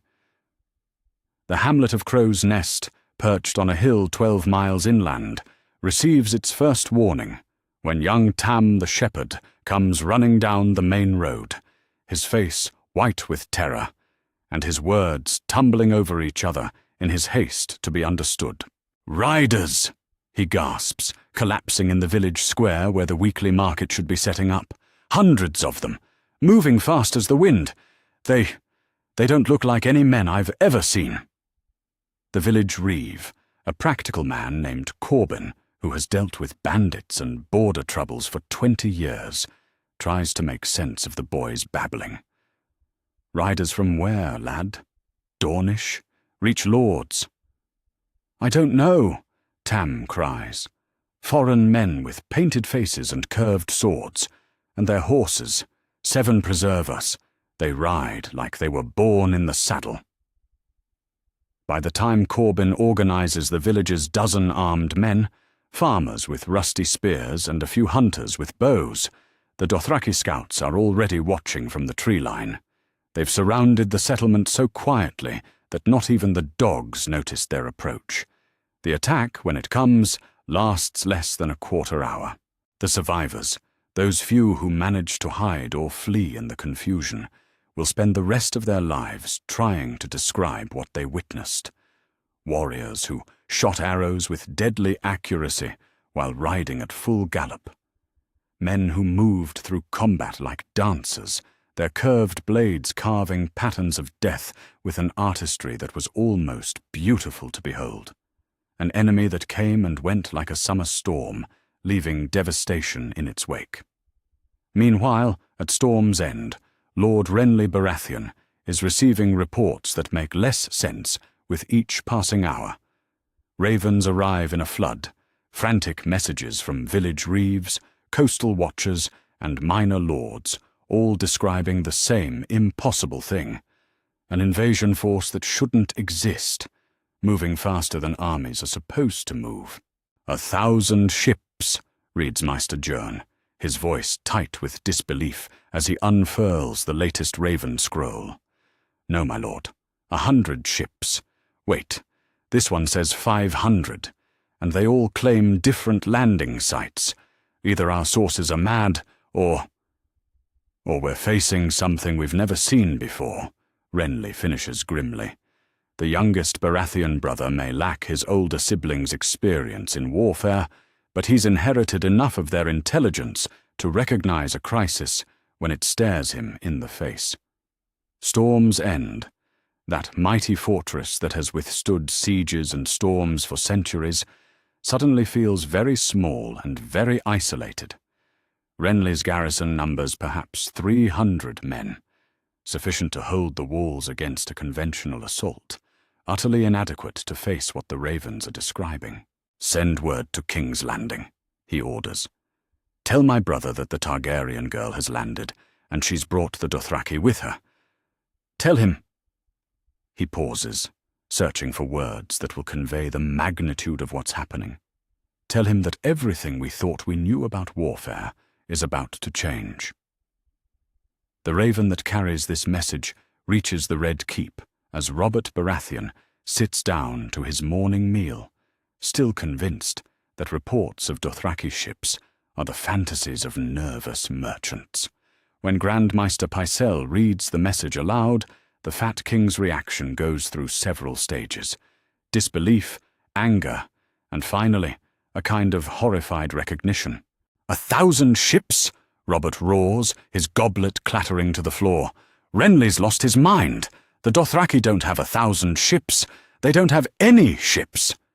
But Varys, who has been quietly collecting intelligence reports for days, steps forward with the careful tread of a man delivering news that will reshape the world. "Your Grace, if I may, my little birds have been singing the same song from multiple sources. The reports are consistent across too many locations to be dismissed as fancy." The silence that follows is broken only by Robert's labored breathing. In that moment, the king who conquered the 7 kingdoms through strength and will finally understands that he faces something entirely outside his experience. "How many men do we have in the capital?" he asks quietly. "The gold cloaks number 2,000. Lord Commander Selmy replies. The royal fleet is at Dragonstone with Stannis, Robert finishes, and the nearest army. Tywin Lannister's forces are at Casterly Rock. The Reach Lords are scattered across their holdings. If we called the banners now, it would take weeks to gather sufficient forces. Robert's face, already flushed from years of drink and rich food, deepens to the colour of old blood. For the first time since claiming the throne, he truly understands what it means to be caught unprepared by an enemy who refuses to fight by familiar rules. Back on the beaches of Cape Wrath, the landing continues with the methodical efficiency of an operation planned down to the smallest detail. Ship after ship disgorges its cargo of warriors and horses, creating a temporary city of canvas and steel that grows larger with each passing hour. The Dothraki, despite their initial fear of the sea, have adapted to this strange form of warfare with the practical flexibility that has made them the most feared cavalry in the world. Daenerys, now established in a pavilion that serves as both command centre and royal quarters, studies the maps that Jorah has drawn based on scout reports. The Stormlands spread before them like a puzzle to be solved, castles to be taken, roads to be controlled, armies to be defeated or avoided. The nearest significant force is at Storm's End, Jorah reports, pointing to the fortress that guards the approach to the Heartlands. Renly has perhaps 300 men, sufficient to hold the walls but not enough to meet us in the field. And the other lords? Scattered. The Stormlands have been at peace for 17 years. Their lords are in their halls, their armies are farming or pursuing crafts. It will take time for them to respond to this threat. Drogo, listening to this assessment with the focused attention of a predator studying a hunt, nods slowly. Time they will not have. We move like the wind, strike like lightning. By the time they understand what they face, we will already be among them. As the sun sets on their first day on Westerosi soil, the Dothraki have established a foothold that would have been impossible under conventional warfare. No massive supply trains to protect, no slow-moving siege engines to guard, just an army of mounted warriors who carry everything they need and move faster than their enemies can respond. The invasion of Westeros has begun, not with the clash of armies or the siege of castles, but with the simple fact of presence. The Dothraki are here, on the continent that thought itself secure behind the poison water. Every hour that passes sees their position grow stronger, and their enemies' options grow fewer.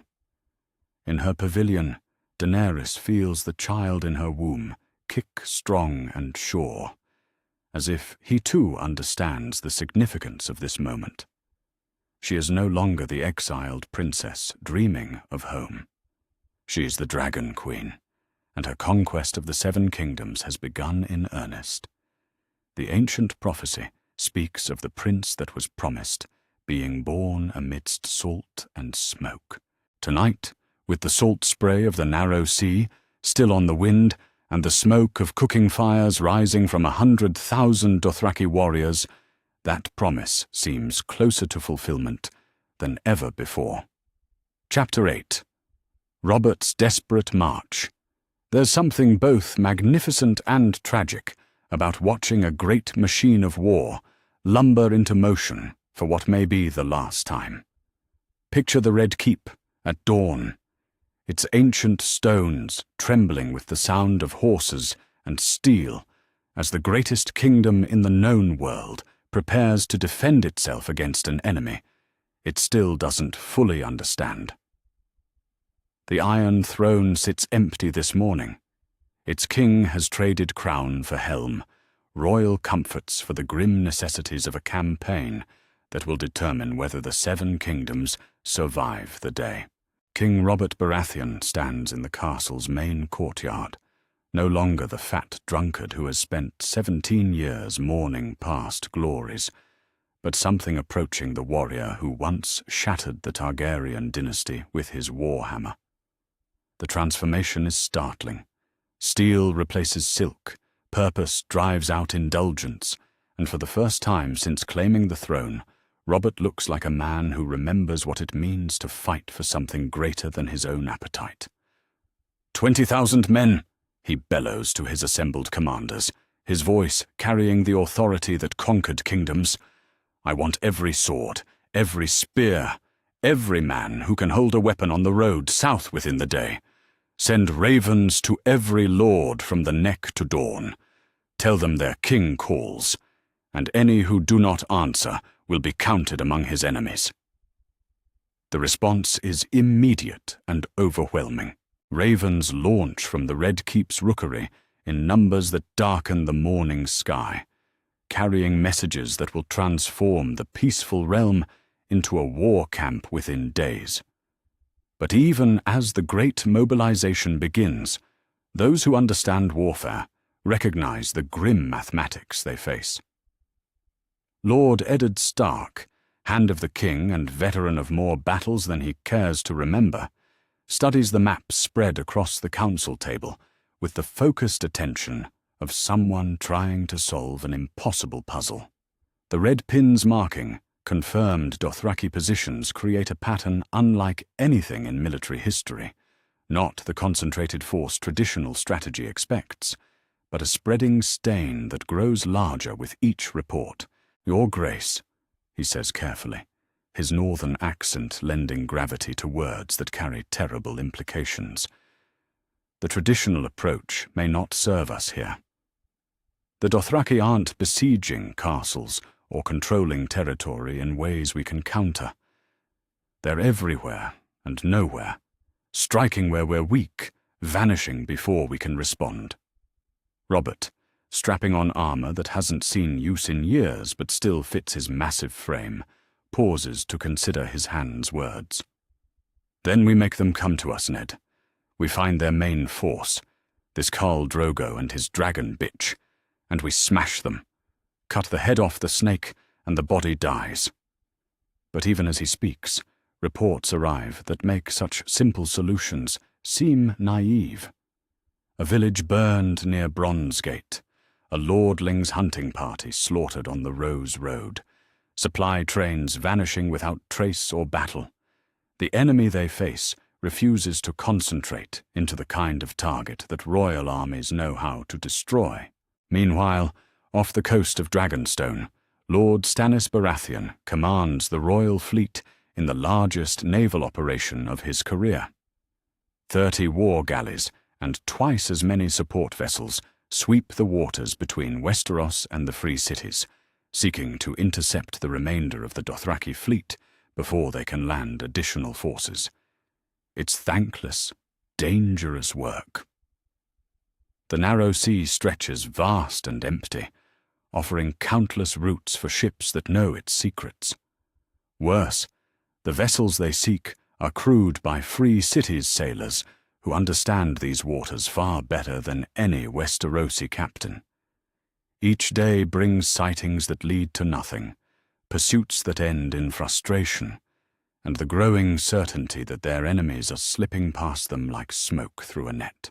My lord, Captain Davos Seaworth reports as he approaches Stannis on the deck of his flagship, the Fury's sword spotted sails to the east this morning.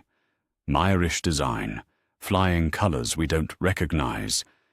But by the time we reached the position, gone, Stannis finishes grimly.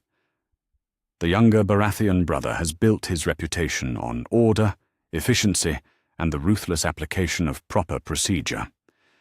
But the enemy they face seems to mock such virtues by refusing to behave according to any recognizable pattern. Back on land, the royal army begins its march south with all the pageantry and power that has made Westeros great.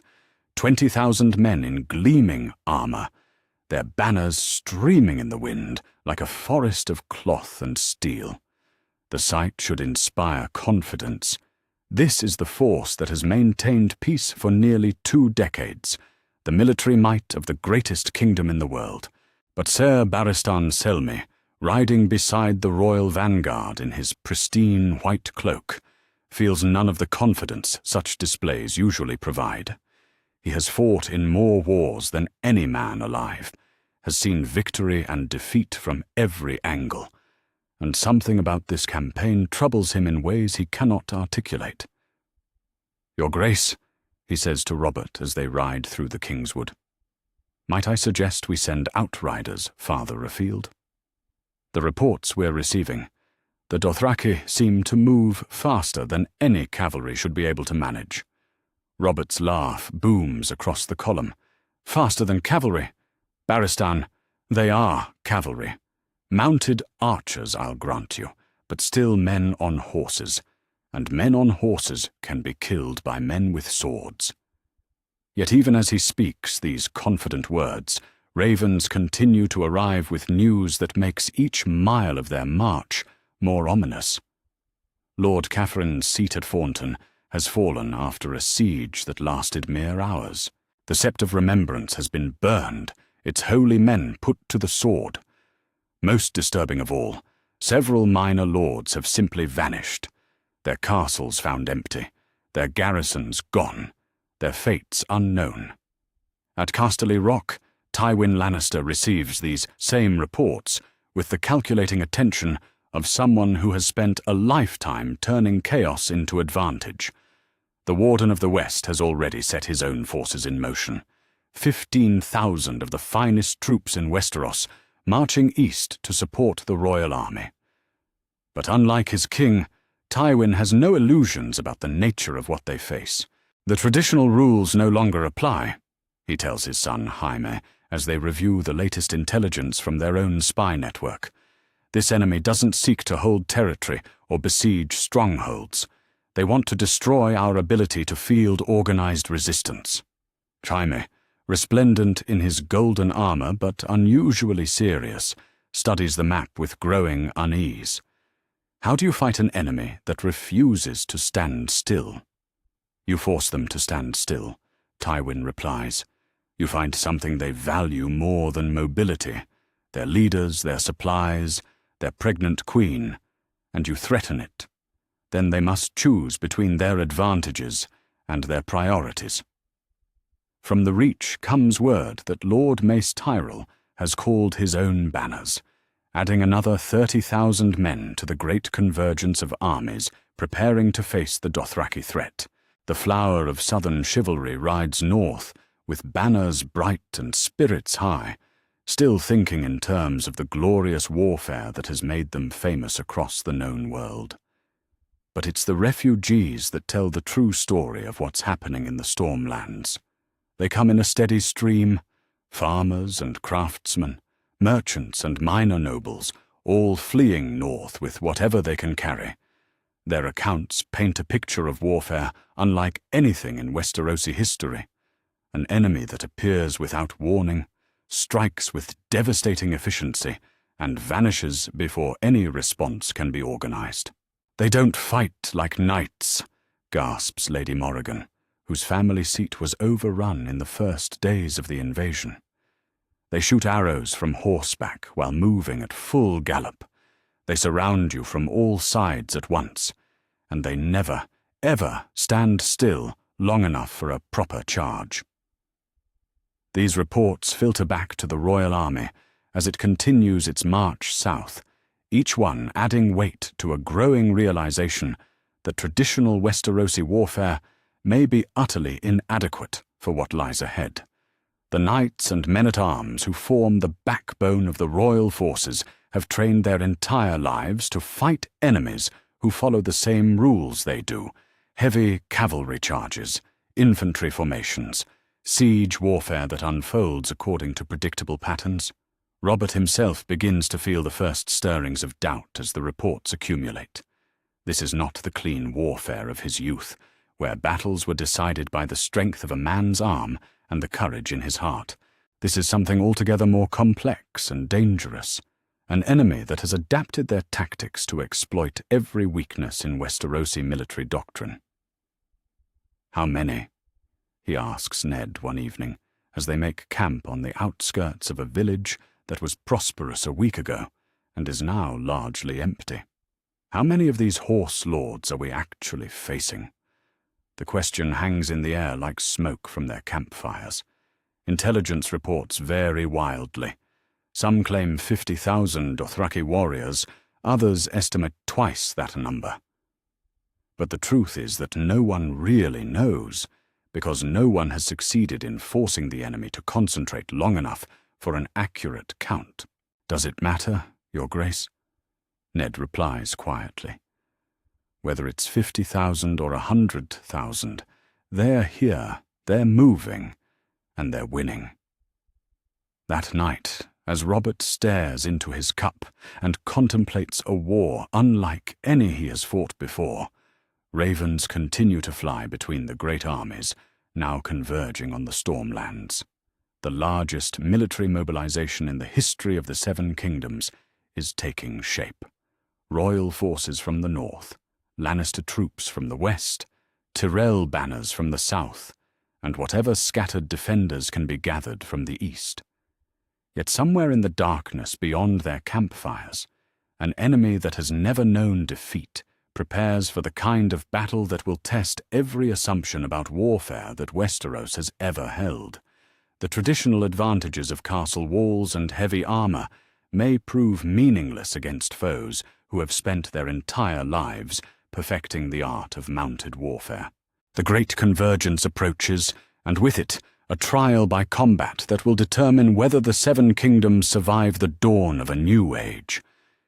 In the distance, the sound of hooves on stone carries on the night wind, a rhythm like distant thunder, growing closer with each passing hour. The first great battle of the Dothraki invasion is about to begin. Chapter 9. The Battle of the Wendwater. Some battles echo through history, not because of who won or lost, but because they mark the moment when one age dies and another is born. Picture the Wendwater River at dawn, its quiet waters soon to be stained red with the blood of two civilizations whose collision will reshape the known world. On one side, 25,000 knights and men-at-arms, representing 1,000 years of Westerosi military tradition. On the other, perhaps 40,000 Dothraki warriors who have never known defeat and refuse to learn what the word means. King Robert Baratheon sits his great destrier at the center of the royal line, his war hammer, that legendary weapon that shattered Rhaegar Targaryen's chest on the trident, resting across his saddle horn. At 53, he is no longer the young warrior who conquered the Seven Kingdoms, but something of that old fire still burns in his eyes as he surveys the enemy across the river. "Look at them, Ned," he says to the hand who rides beside him, his voice carrying equal parts wonder and contempt. "Savages in paint and leather, thinking to face the knights of the Seven Kingdoms. We'll send them back to their grass sea in pieces." But Lord Eddard Stark, studying the Dothraki formation with the eye of someone who has survived more battles than he cares to remember, feels ice forming in his stomach. This is not the enemy they expected, not the wild mob of raiders that intelligence reports suggested. The force arrayed across the Wendwater displays a discipline and organization that speaks of tactical genius rather than barbarian fury. The Dothraki line stretches for nearly 2 miles, but it's not really a line at all. It's something more fluid and dangerous, curved formations that seem to flow like water, ready to adapt to whatever the battle brings. At their center, beneath a banner that bears a stallion rampant, sits Khal Drogo on his great black horse, every inch the warrior king who has never tasted defeat. Beside him rides Daenerys Targaryen, heavy with the child who will be born king or die with his parents, her silver-gold hair gleaming like a banner in the morning sun. She wears armor crafted by the finest smiths in the Free Cities, light, flexible protection that accommodates her pregnancy while declaring her readiness to fight beside her warriors. Her violet eyes survey the royal army with the calculating gaze of someone born to rule. "My sun and stars," she says to Drogo in Dothraki, her voice carrying clearly in the morning air. They form up like sheep waiting for slaughter. "Shall we show them how wolves hunt?" Drogo's laugh rolls across the battlefield like distant thunder.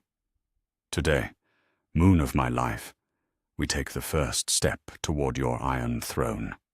Today, these knights learn what it means to face the greatest Khalasar in the history of our people."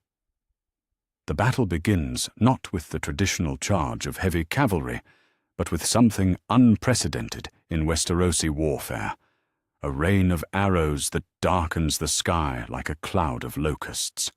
10,000 Dothraki archers, firing from horseback while moving at full gallop, pour their shafts into the royal lines with devastating accuracy. The effect is catastrophic. Knights who have trained their entire lives to fight in formation find themselves under attack from an enemy that refuses to stand still. Arrows find the gaps in armor, pierce the eye slits of helms, bring down horses whose riders crash to the ground in clanking heaps of steel. "Charge!" Robert roars, spurring his destrier forward. "Break their line!" But there is no line to break. As the royal cavalry thunders across the field, the Dothraki formation simply melts away, flowing around the charging knights like water around stones. Then, as the Westerosi momentum is spent, they reappear on the flanks and rear, shooting arrows into the confused mass of heavy cavalry from 3 directions at once. Sir Barristan Selmy, fighting his way back toward the royal standard through the chaos, has time for one terrible moment of clarity.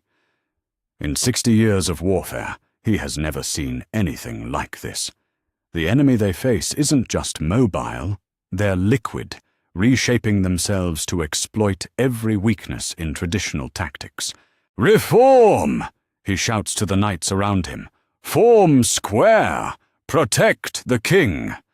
But even as he gives the orders, Barristan knows they may be meaningless. The Dothraki don't attack like any enemy Westeros has ever faced. They swirl around defensive positions like wind around a mountain, striking where they're strong and vanishing where they're weak. It's then that Khal Drogo leads his personal charge, not the measured advance of heavy cavalry, but something altogether more primal and terrifying. 500 of his finest warriors follow him in a wedge formation that smashes into the royal center like a thunderbolt, their curved araks carving through armor as if it were made of cloth. Robert, seeing his enemy approaching, spurs his horse forward to meet the challenge. The collision when they meet is audible across the battlefield. Steel on steel, the cry of horses, the roar of men who understand that only one of them will survive this moment. The two kings fight with the desperate fury of men whose entire worlds depend on the outcome. Robert's warhammer crushes Dothraki's skulls with each swing, while Drogo's arak weaves patterns of death that leave Westerosi knights bleeding in the mud. Around them, the battle rages with a violence that defies description. But it's the very mobility that makes the Dothraki so deadly that ultimately proves decisive. While Robert and his knights are locked in desperate combat at the center, other Dothraki forces have circled behind the royal army, cutting off their retreat and attacking their baggage train. Suddenly, the hunters have become the hunted. "We're surrounded." The cry goes up from a dozen throats as knights who thought they were winning realize they're fighting for their lives. The disciplined formations of the royal army begin to buckle under attacks from all directions simultaneously. Ned Stark, blood streaming from a cut on his forehead, makes the hardest decision of his military career. Gathering the remnants of the royal guard around him, he cuts his way toward Robert's position, knowing that every moment they delay means more good men dead. "Your Grace!" He shouts over the din of battle. "We must retreat. Now, while we still can." Robert, his hammer dripping with blood and his armor dented in a dozen places, looks around the battlefield with the eyes of a man seeing his kingdom die. More than half his army is down, dead, wounded, or scattered in full retreat. The Dothraki continue to swirl around them like a brown tide, always moving, always striking, never giving them a chance to rally. "Fall back!" Robert finally roars, the words tasting like poison in his mouth. "Fighting retreat! Cover the wounded!" The withdrawal becomes a running battle that stretches for miles, with Dothraki riders harassing the royal army every step of the way. They strike at stragglers, shoot arrows into the column, then vanish before any response can be organized. It's warfare unlike anything in Westerosi experience. Not the clean victory or defeat of traditional combat, but a slow bleeding that continues until the survivors finally reach the safety of Rosby's walls. When the accounting is done, the numbers tell a story that will haunt the Seven Kingdoms for generations. Of 25,000 men who marched south to face the Dothraki threat, fewer than 8,000 return. The flower of Westerosi knighthood lies scattered across the battlefield, their bright banners trampled into the mud by horses ridden by men they dismissed as savages. Robert himself bears wounds that will never fully heal, a deep gash along his ribs where a Dothraki arak found its mark, bruises that cover his body like a map of defeat. But the wounds to his pride cut deeper than any blade. For the first time in his life, the great warrior has tasted decisive defeat. "How?" he asks Ned as they sit in Rosby's great hall, staring at cups of wine that neither man has the stomach to drink. "How did they do it? We outnumbered them. We had the finest knights in the Seven Kingdoms." Ned, who has spent the day watching good men die because their enemies refuse to fight by familiar rules, searches for words that might explain the inexplicable. "They don't fight like knights, Your Grace.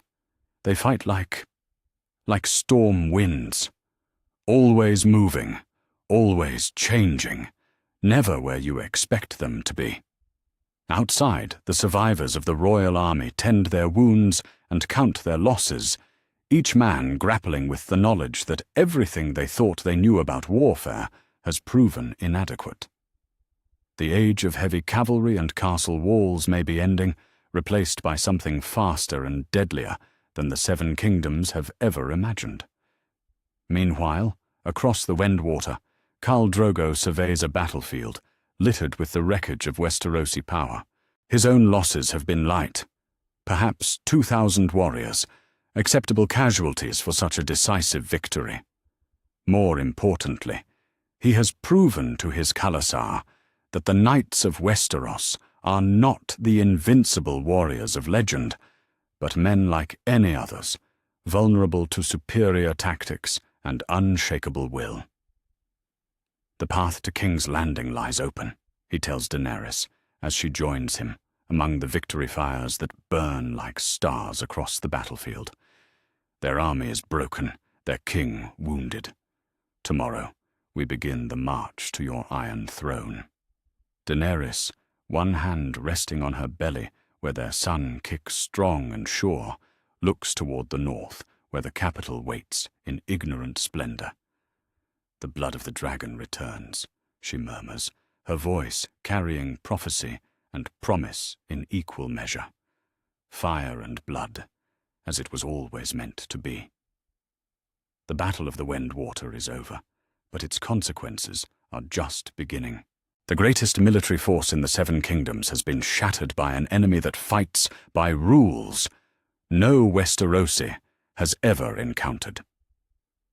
The road to King's Landing lies open, defended by broken remnants and desperate hope. In the distance, ravens fly toward the capital, carrying news that will transform celebration into terror. The impossible has happened. The Dothraki have not only crossed the narrow sea, but defeated the royal army in open battle. The Game of Thrones is about to change in ways that no player could have predicted. The conquest of Westeros has truly begun.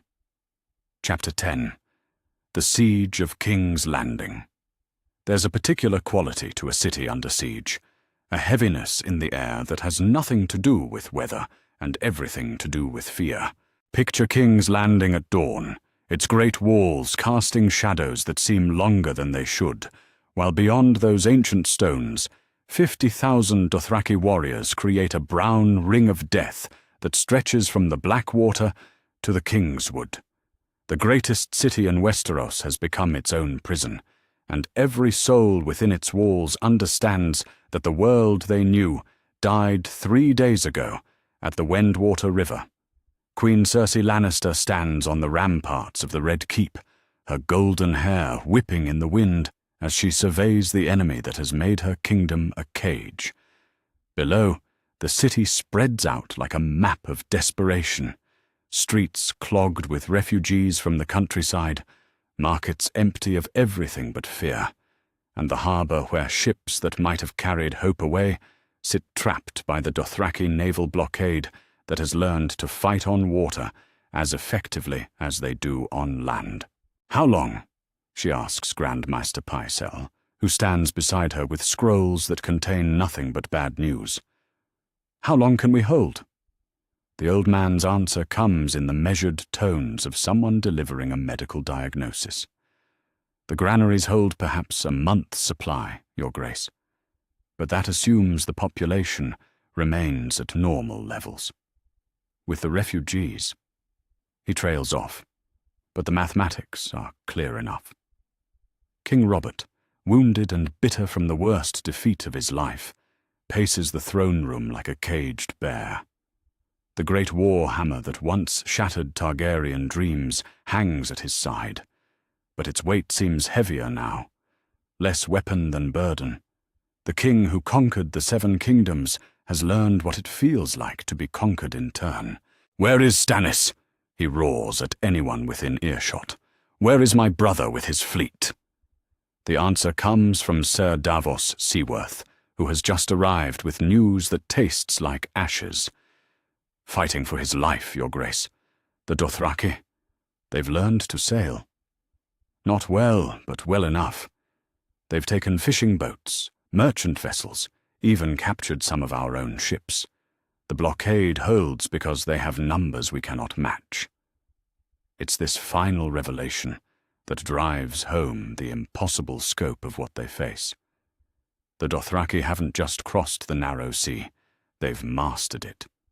The element that was supposed to protect Westeros has become another weapon in their hands.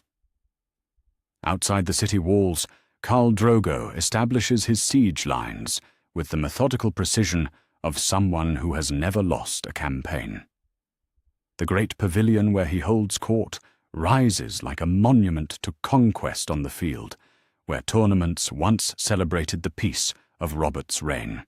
Around it, cooking fires bloom like stars across a night sky, each one representing warriors who have travelled further from home than any Dothraki in history.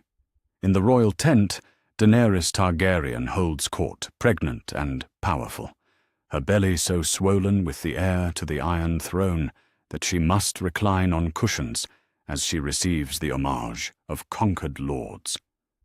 But her violet eyes burn with the fire of someone who has finally come home, and every person who approaches her understands they are in the presence of a queen who has earned her crown through blood and courage.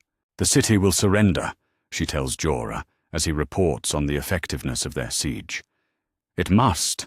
They have no choice." But Sir Jorah, who knows the stubborn pride of Westerosi nobility better than most, shakes his head grimly. "Khaleesi, they would rather die than yield to those they consider savages. Honor may prove stronger than hunger, at least for those who can afford to eat." It's this observation that proves prophetic as the siege settles into its deadly rhythm. While the common people begin to feel the pinch of shortened rations and empty markets, the great houses engage in the kind of political maneuvering that continues even when kingdoms burn around it. Queen Cersei, practical above all things, sends secret messages through channels that Varys has spent years developing. The offer she makes is both desperate and calculating. Information about the Red Keep's defenses in exchange for guarantees about her children's safety. It's treason of the highest order. But when faced with the choice between honor and survival, she chooses survival with the clarity of someone who has never confused the two. The spider, master of whispers and secrets, finds himself in the peculiar position of serving multiple masters who may not survive to reward his loyalty. His little birds carry messages between the besiegers and besieged, crafting deals that may determine who lives and who dies when the walls finally fall. The Queen offers cooperation, he tells Littlefinger in one of their careful conversations, but she wants guarantees about the children. The Dragon Queen has not indicated her intentions regarding the royal family. Pater Baelish, Lord Protector of the Vale in all but name, studies this information with the calculating attention of someone who has spent a lifetime turning chaos into opportunity. And what does she offer in return for these guarantees? Knowledge of the Red Keep's hidden passages, the locations of the royal treasuries, most importantly, the information that might allow our new rulers to take the city without reducing it to rubble. The conversation illustrates perfectly how the siege has transformed the political landscape of King's Landing. Loyalty to Robert means nothing when Robert cannot protect those who serve him. Survival requires new alliances, and new alliances require betraying old ones. Meanwhile, in the city's depths, the common people face a different kind of calculation. Food grows scarcer with each passing day, as the Dothraki blockade prevents any supplies from reaching the capital. Bread lines stretch for blocks, and the gold cloaks find themselves keeping order among increasingly desperate crowds. "How much longer?" asks Tobbo Mott, the master armorer, as he watches his neighbors queue for portions that grow smaller each day.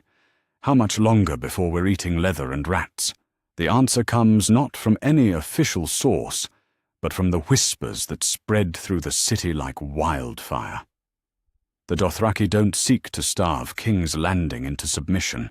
They want it intact for their queen. But intact doesn't mean comfortable, and each day of siege brings new evidence that the city's defenders have no plan for breaking the stranglehold that tightens around them. High above the city, ravens fly toward Casterly Rock carrying messages that never appear in any official record. Tywin Lannister's response, when it comes, is characteristically subtle. His army approaches from the west, but whether to lift the siege or negotiate terms remains deliberately unclear. "Grandfather comes," Tyrion tells his sister during one of their private conversations, his voice carrying equal parts hope and cynicism. But the question remains, does he come to save us, or to make the best deal available? The answer becomes clearer as reports filter in of Tywin's cautious advance. The Warden of the West has brought 15,000 men, but he's moving slowly, carefully, like someone more interested in preserving his forces than risking them in desperate battle. Lord Commander Barristan Selmy, standing his last watch on the walls of the Red Keep, understands better than most what this delay means. He's waiting to see which way the wind blows, the old knight tells Ned Stark. If we can hold, he'll come to our relief. If we cannot... The thought hangs unfinished between them, but both men understand the implication. Tywin Lannister has survived the fall of kings before, and he has no intention of destroying his house for the sake of a losing cause. As the days pass and the siege tightens its grip, strange reports begin filtering in from the Dothraki camps. The Dragon Queen has gone into labor, and the birth of the heir to the Iron Throne proceeds under circumstances that seem pregnant with portent. Storm clouds gather over the city, though the season should be clear, and the wind carries sounds that might be thunder or might be something else entirely. In her tent, surrounded by Dothraki midwives and the care of Mirri Maz Duur, Daenerys labors to bring forth the child who will inherit the 7 kingdoms through conquest rather than birth. Each contraction feels like the kingdom itself being reborn. Each cry of pain echoes the death of the old order and the birth of the new. "The prince comes," Mirri murmurs as she tends to the laboring queen, born of salt and smoke, as the prophecies foretold. Outside, Khal Drogo paces before his tent like a great cat, his warriors maintaining respectful distance while their Khaleesi brings forth their future king. The siege continues, but everyone understands that something momentous approaches, not just the fall of a city, but the birth of a dynasty. King's Landing waits behind its walls, hungry and afraid, while the future takes shape in a tent surrounded by foreign warriors. The old world clings to its stones and traditions, but the new world comes with fire and blood, as it was always meant to be. The final act of conquest approaches, and with it, the transformation of everything the 7 kingdoms have ever known. In the distance, the sound of swords being sharpened carries on the wind, a rhythm like heartbeats, steady and inevitable as the turning of the world itself. Tomorrow, one way or another, the siege will end. And when it does, King's Landing will belong to dragons once again. Chapter 11. The Fall of the Iron Throne. There are moments when the world tilts on its axis, and everything that seemed permanent reveals itself to be fragile as morning mist. Picture the Iron Throne at dawn on the last day of the Baratheon dynasty, its twisted metal gleaming in light that filters through windows, soon to witness the end of an age. In the Red Keep's great hall, King Robert Baratheon sits alone on the seat he won with his war hammer, listening to the sounds of his kingdom dying around him. Outside the ancient walls, the final battle for King's Landing has already begun. Lord Tywin Lannister's 15,000 men, the last hope of the old order, meet the combined might of the Dothraki horde in a clash that sends tremors through the very foundations of the city. But this is no repeat of the Wendwater. Tywin, the most cunning military mind in Westeros, has learned from Robert's mistakes. The Lannister formation is a thing of beauty and desperation. Disciplined squares of spearmen anchored by archer units, with heavy cavalry held in reserve for precisely the right moment. For a brief, shining hour, it seems that Westerosi military genius might yet triumph over Dothraki mobility. "Hold the line," Ser Jaime Lannister shouts, as he rallies his knights for another charge.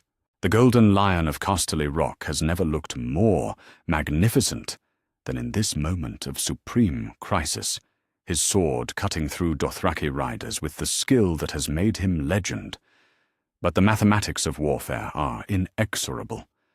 15,000 men, no matter how well led, cannot indefinitely hold against 50,000 warriors who have crossed an ocean to claim their prize.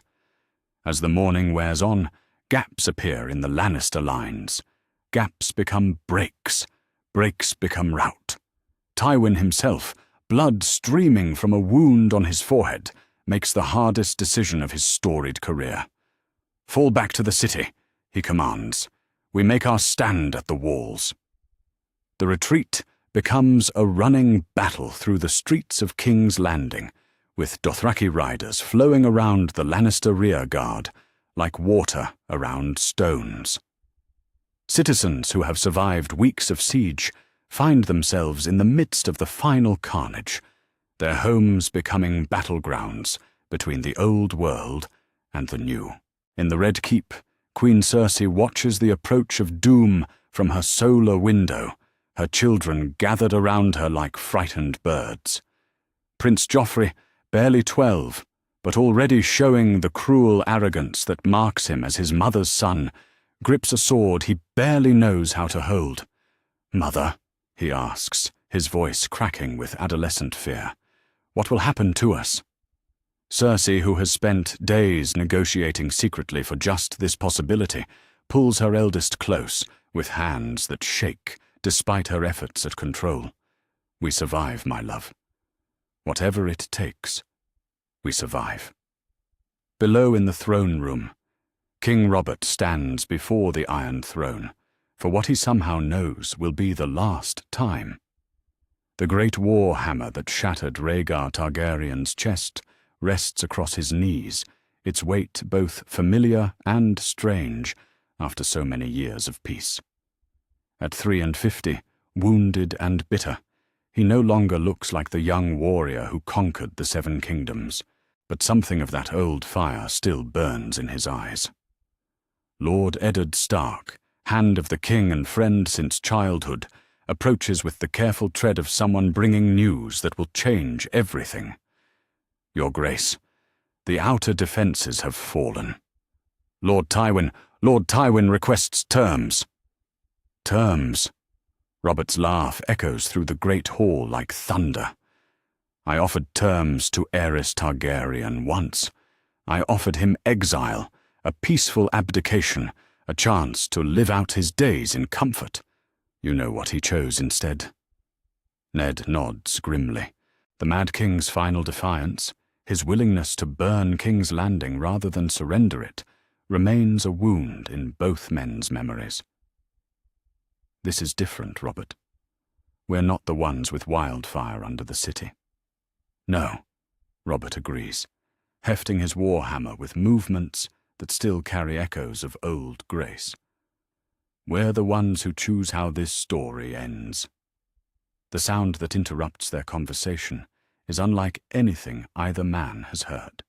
The splintering crash of the great gates, giving way under the pressure of thousands of hooves and steel.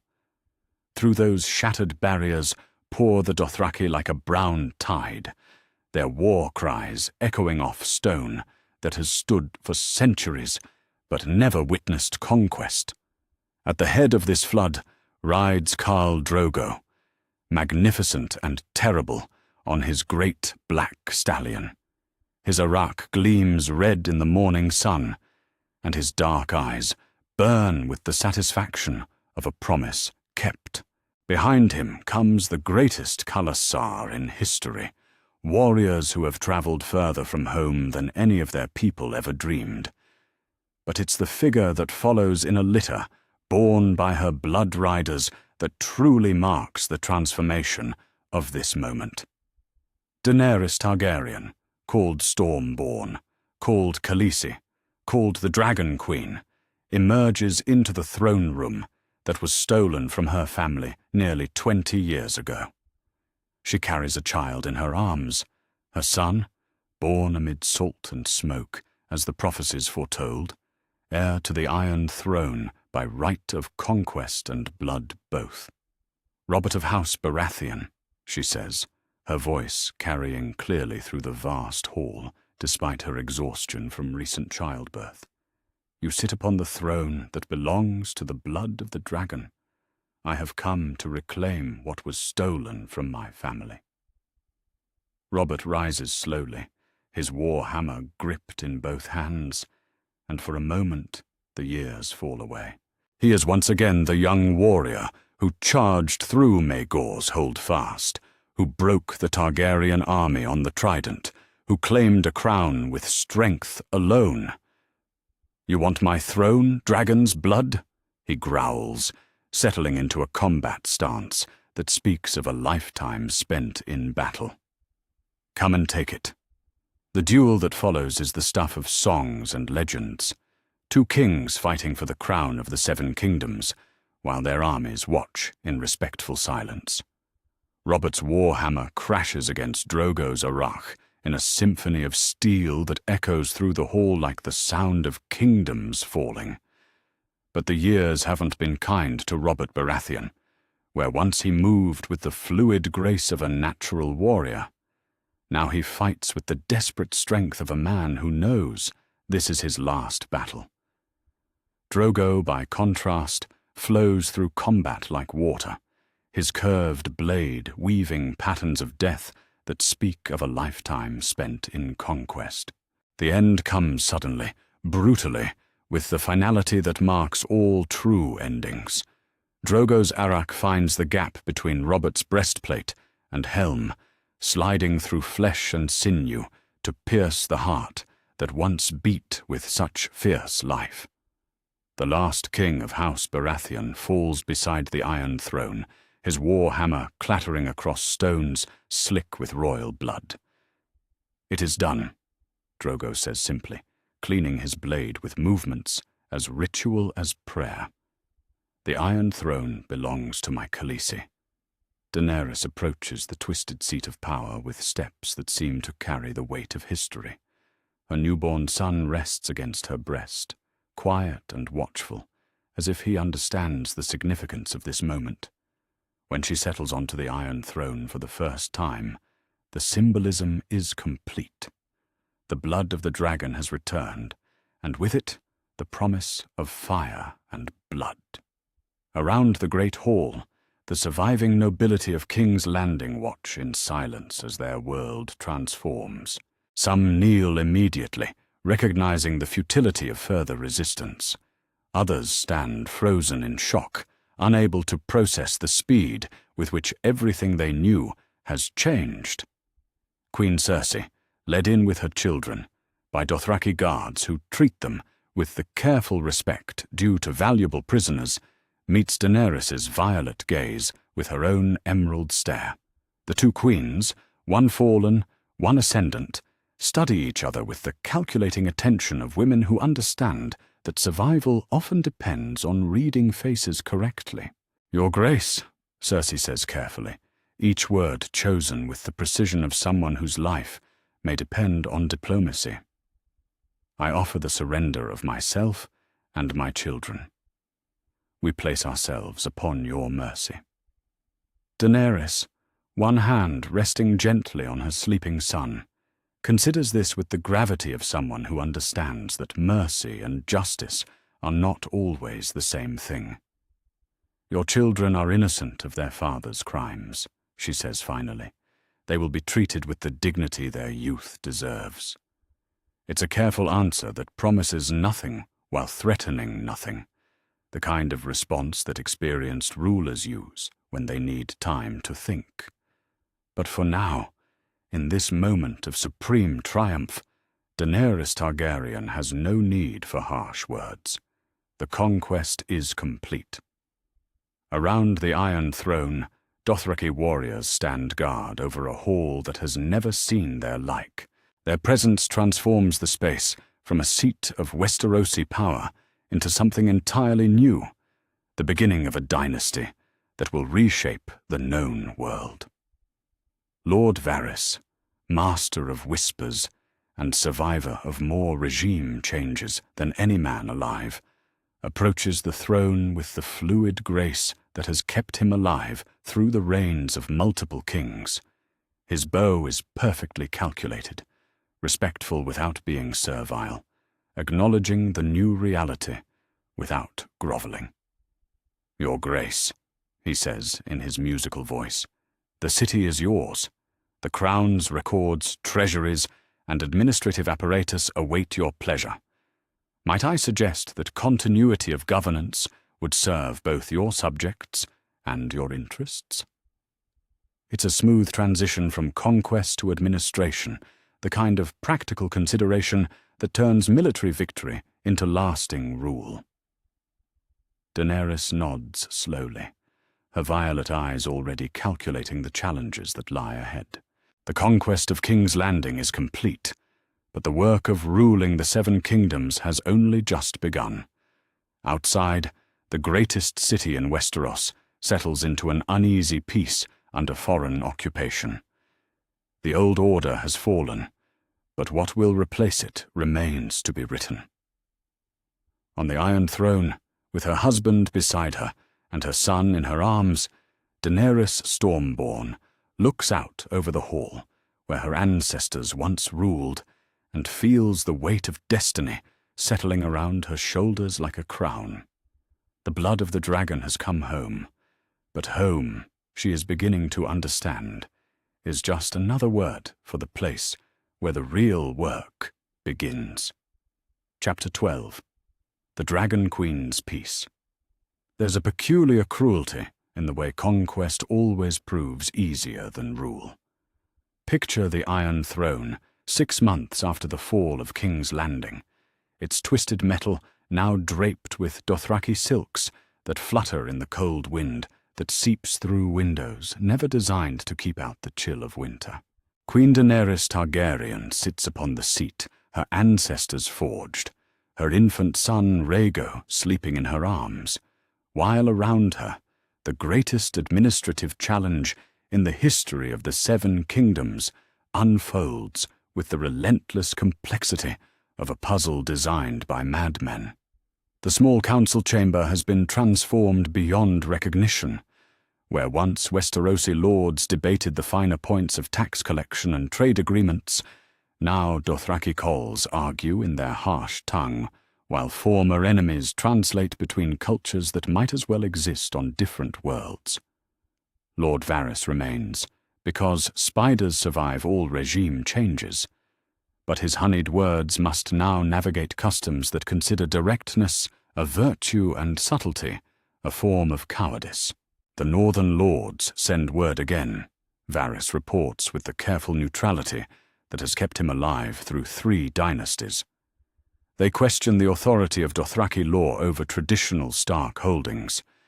Lord Eddard's son, young Robb, has begun gathering the banners of those lords who escaped the conquest.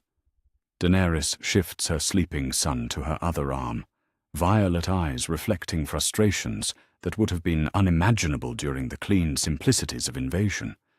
What does he want? Independence, Varys replies simply. The North has never easily borne southern rule, Your Grace, and rule by foreign conquerors. He lets the implication hang unfinished.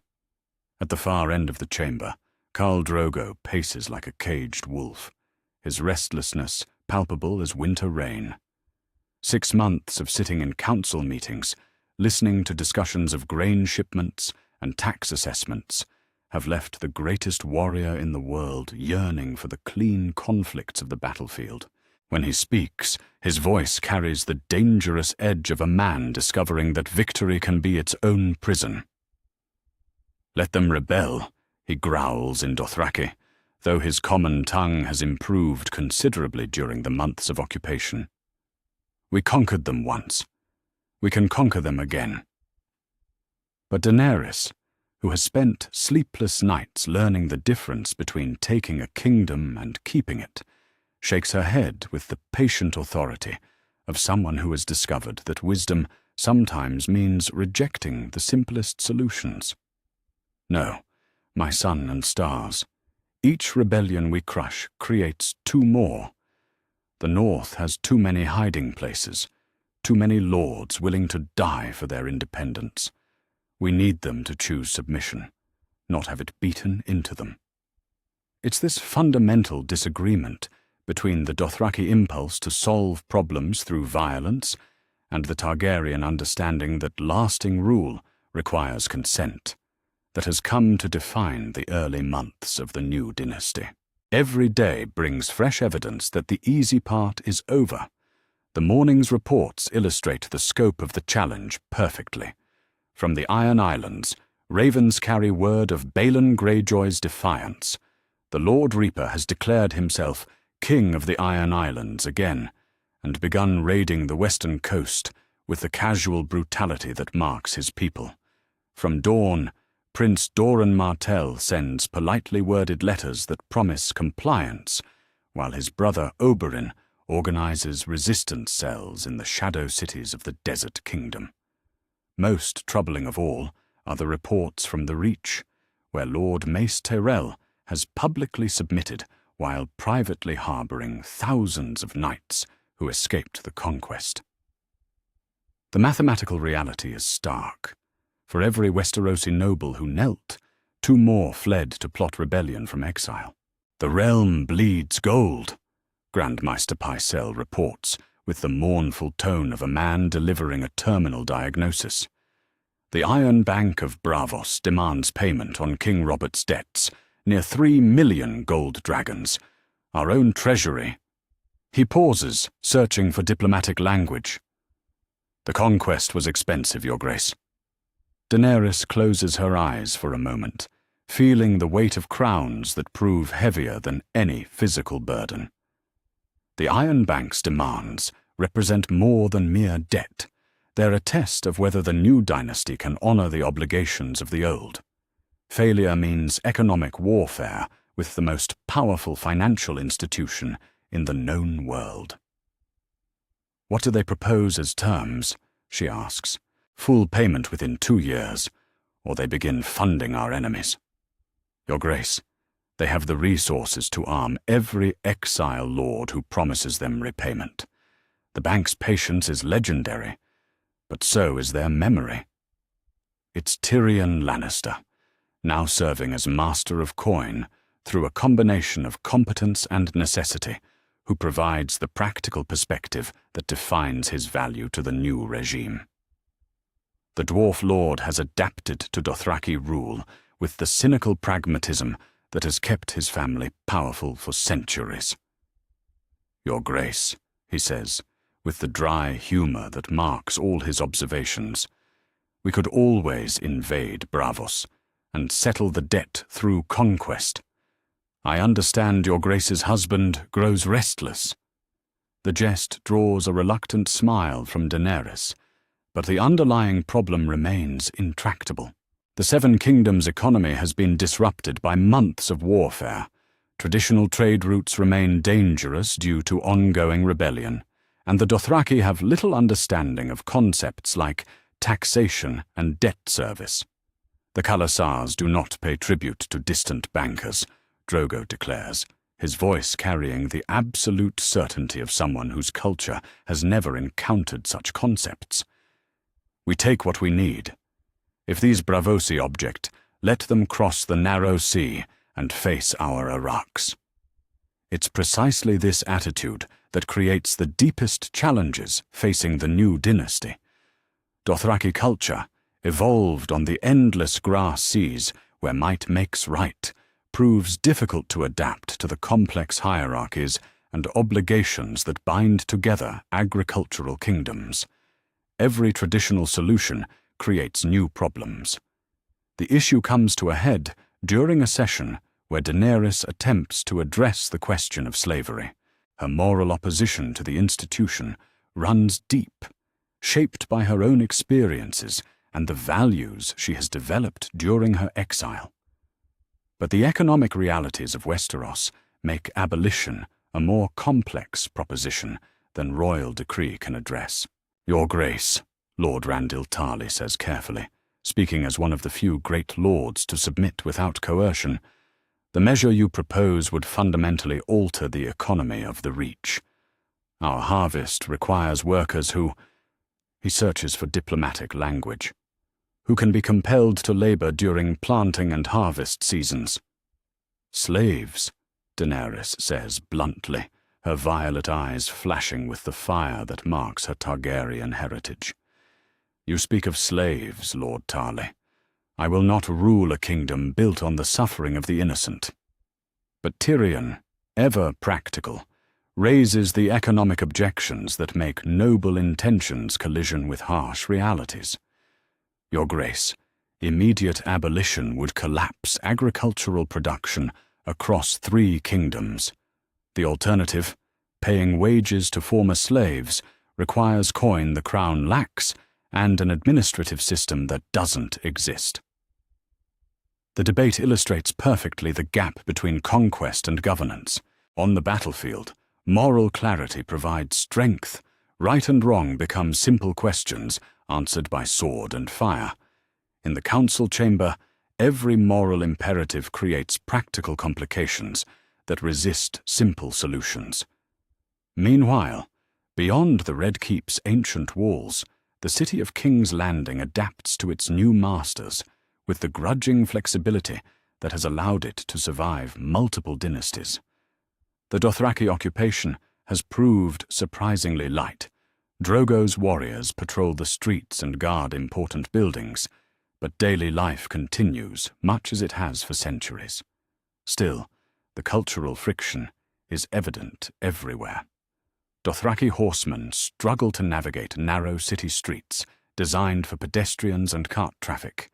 Traditional Westerosi merchants must learn to negotiate with men whose concepts of trade remain rooted in raiding and tribute. The Sept of Baelor hosts services for gods the occupiers neither understand nor care about, while Dothraki shamans perform their own rituals in the God's Wood of the Red Keep. The small folk adapt because they must, reports Sir Davos Seaworth, now serving as master of ships due to his practical competence and lack of personal ambition. They care less about who rules than whether they can feed their families. But the nobles remember their pride, Daenerys finishes wearily. She has learned to recognize the patterns: public submission, masking private resentment, formal compliance, hiding active resistance. The challenge extends beyond the capital to every corner of the Seven Kingdoms. Ravens arrive daily with reports of minor rebellions, bandit activity, and the kind of low-level resistance that bleeds strength from any occupying force. Lord Commanders report that Dothraki warriors, supreme in open battle, prove less effective at garrison duty and the patient work of maintaining order.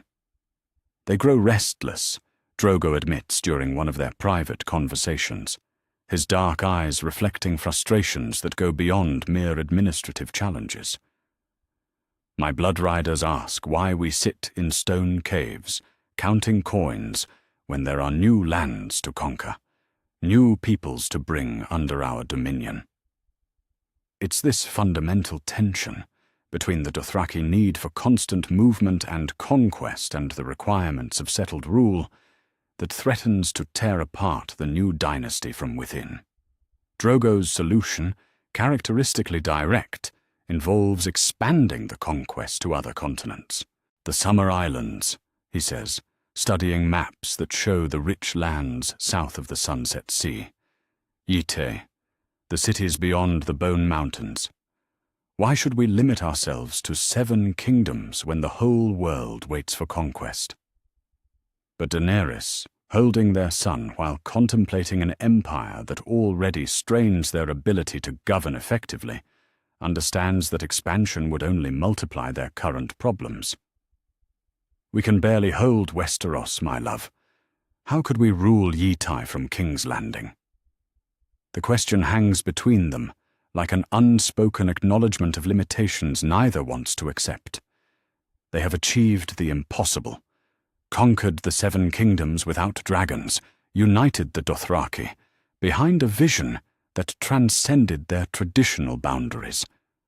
But victory, they are learning, creates obligations that may prove more challenging than any battlefield.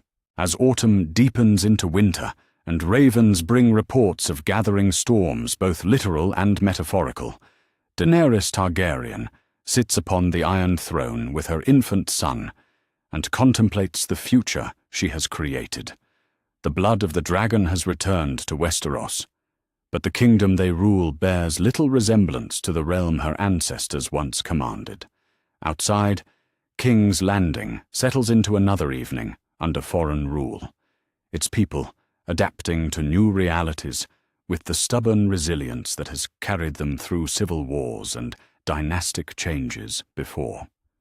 The old order has fallen, but what will replace it remains unwritten, a story still being told, one difficult decision at a time. The conquest is complete, but the realm remains unconquered, and in that paradox lies both the promise and the peril of the Age of Dragons Reborn.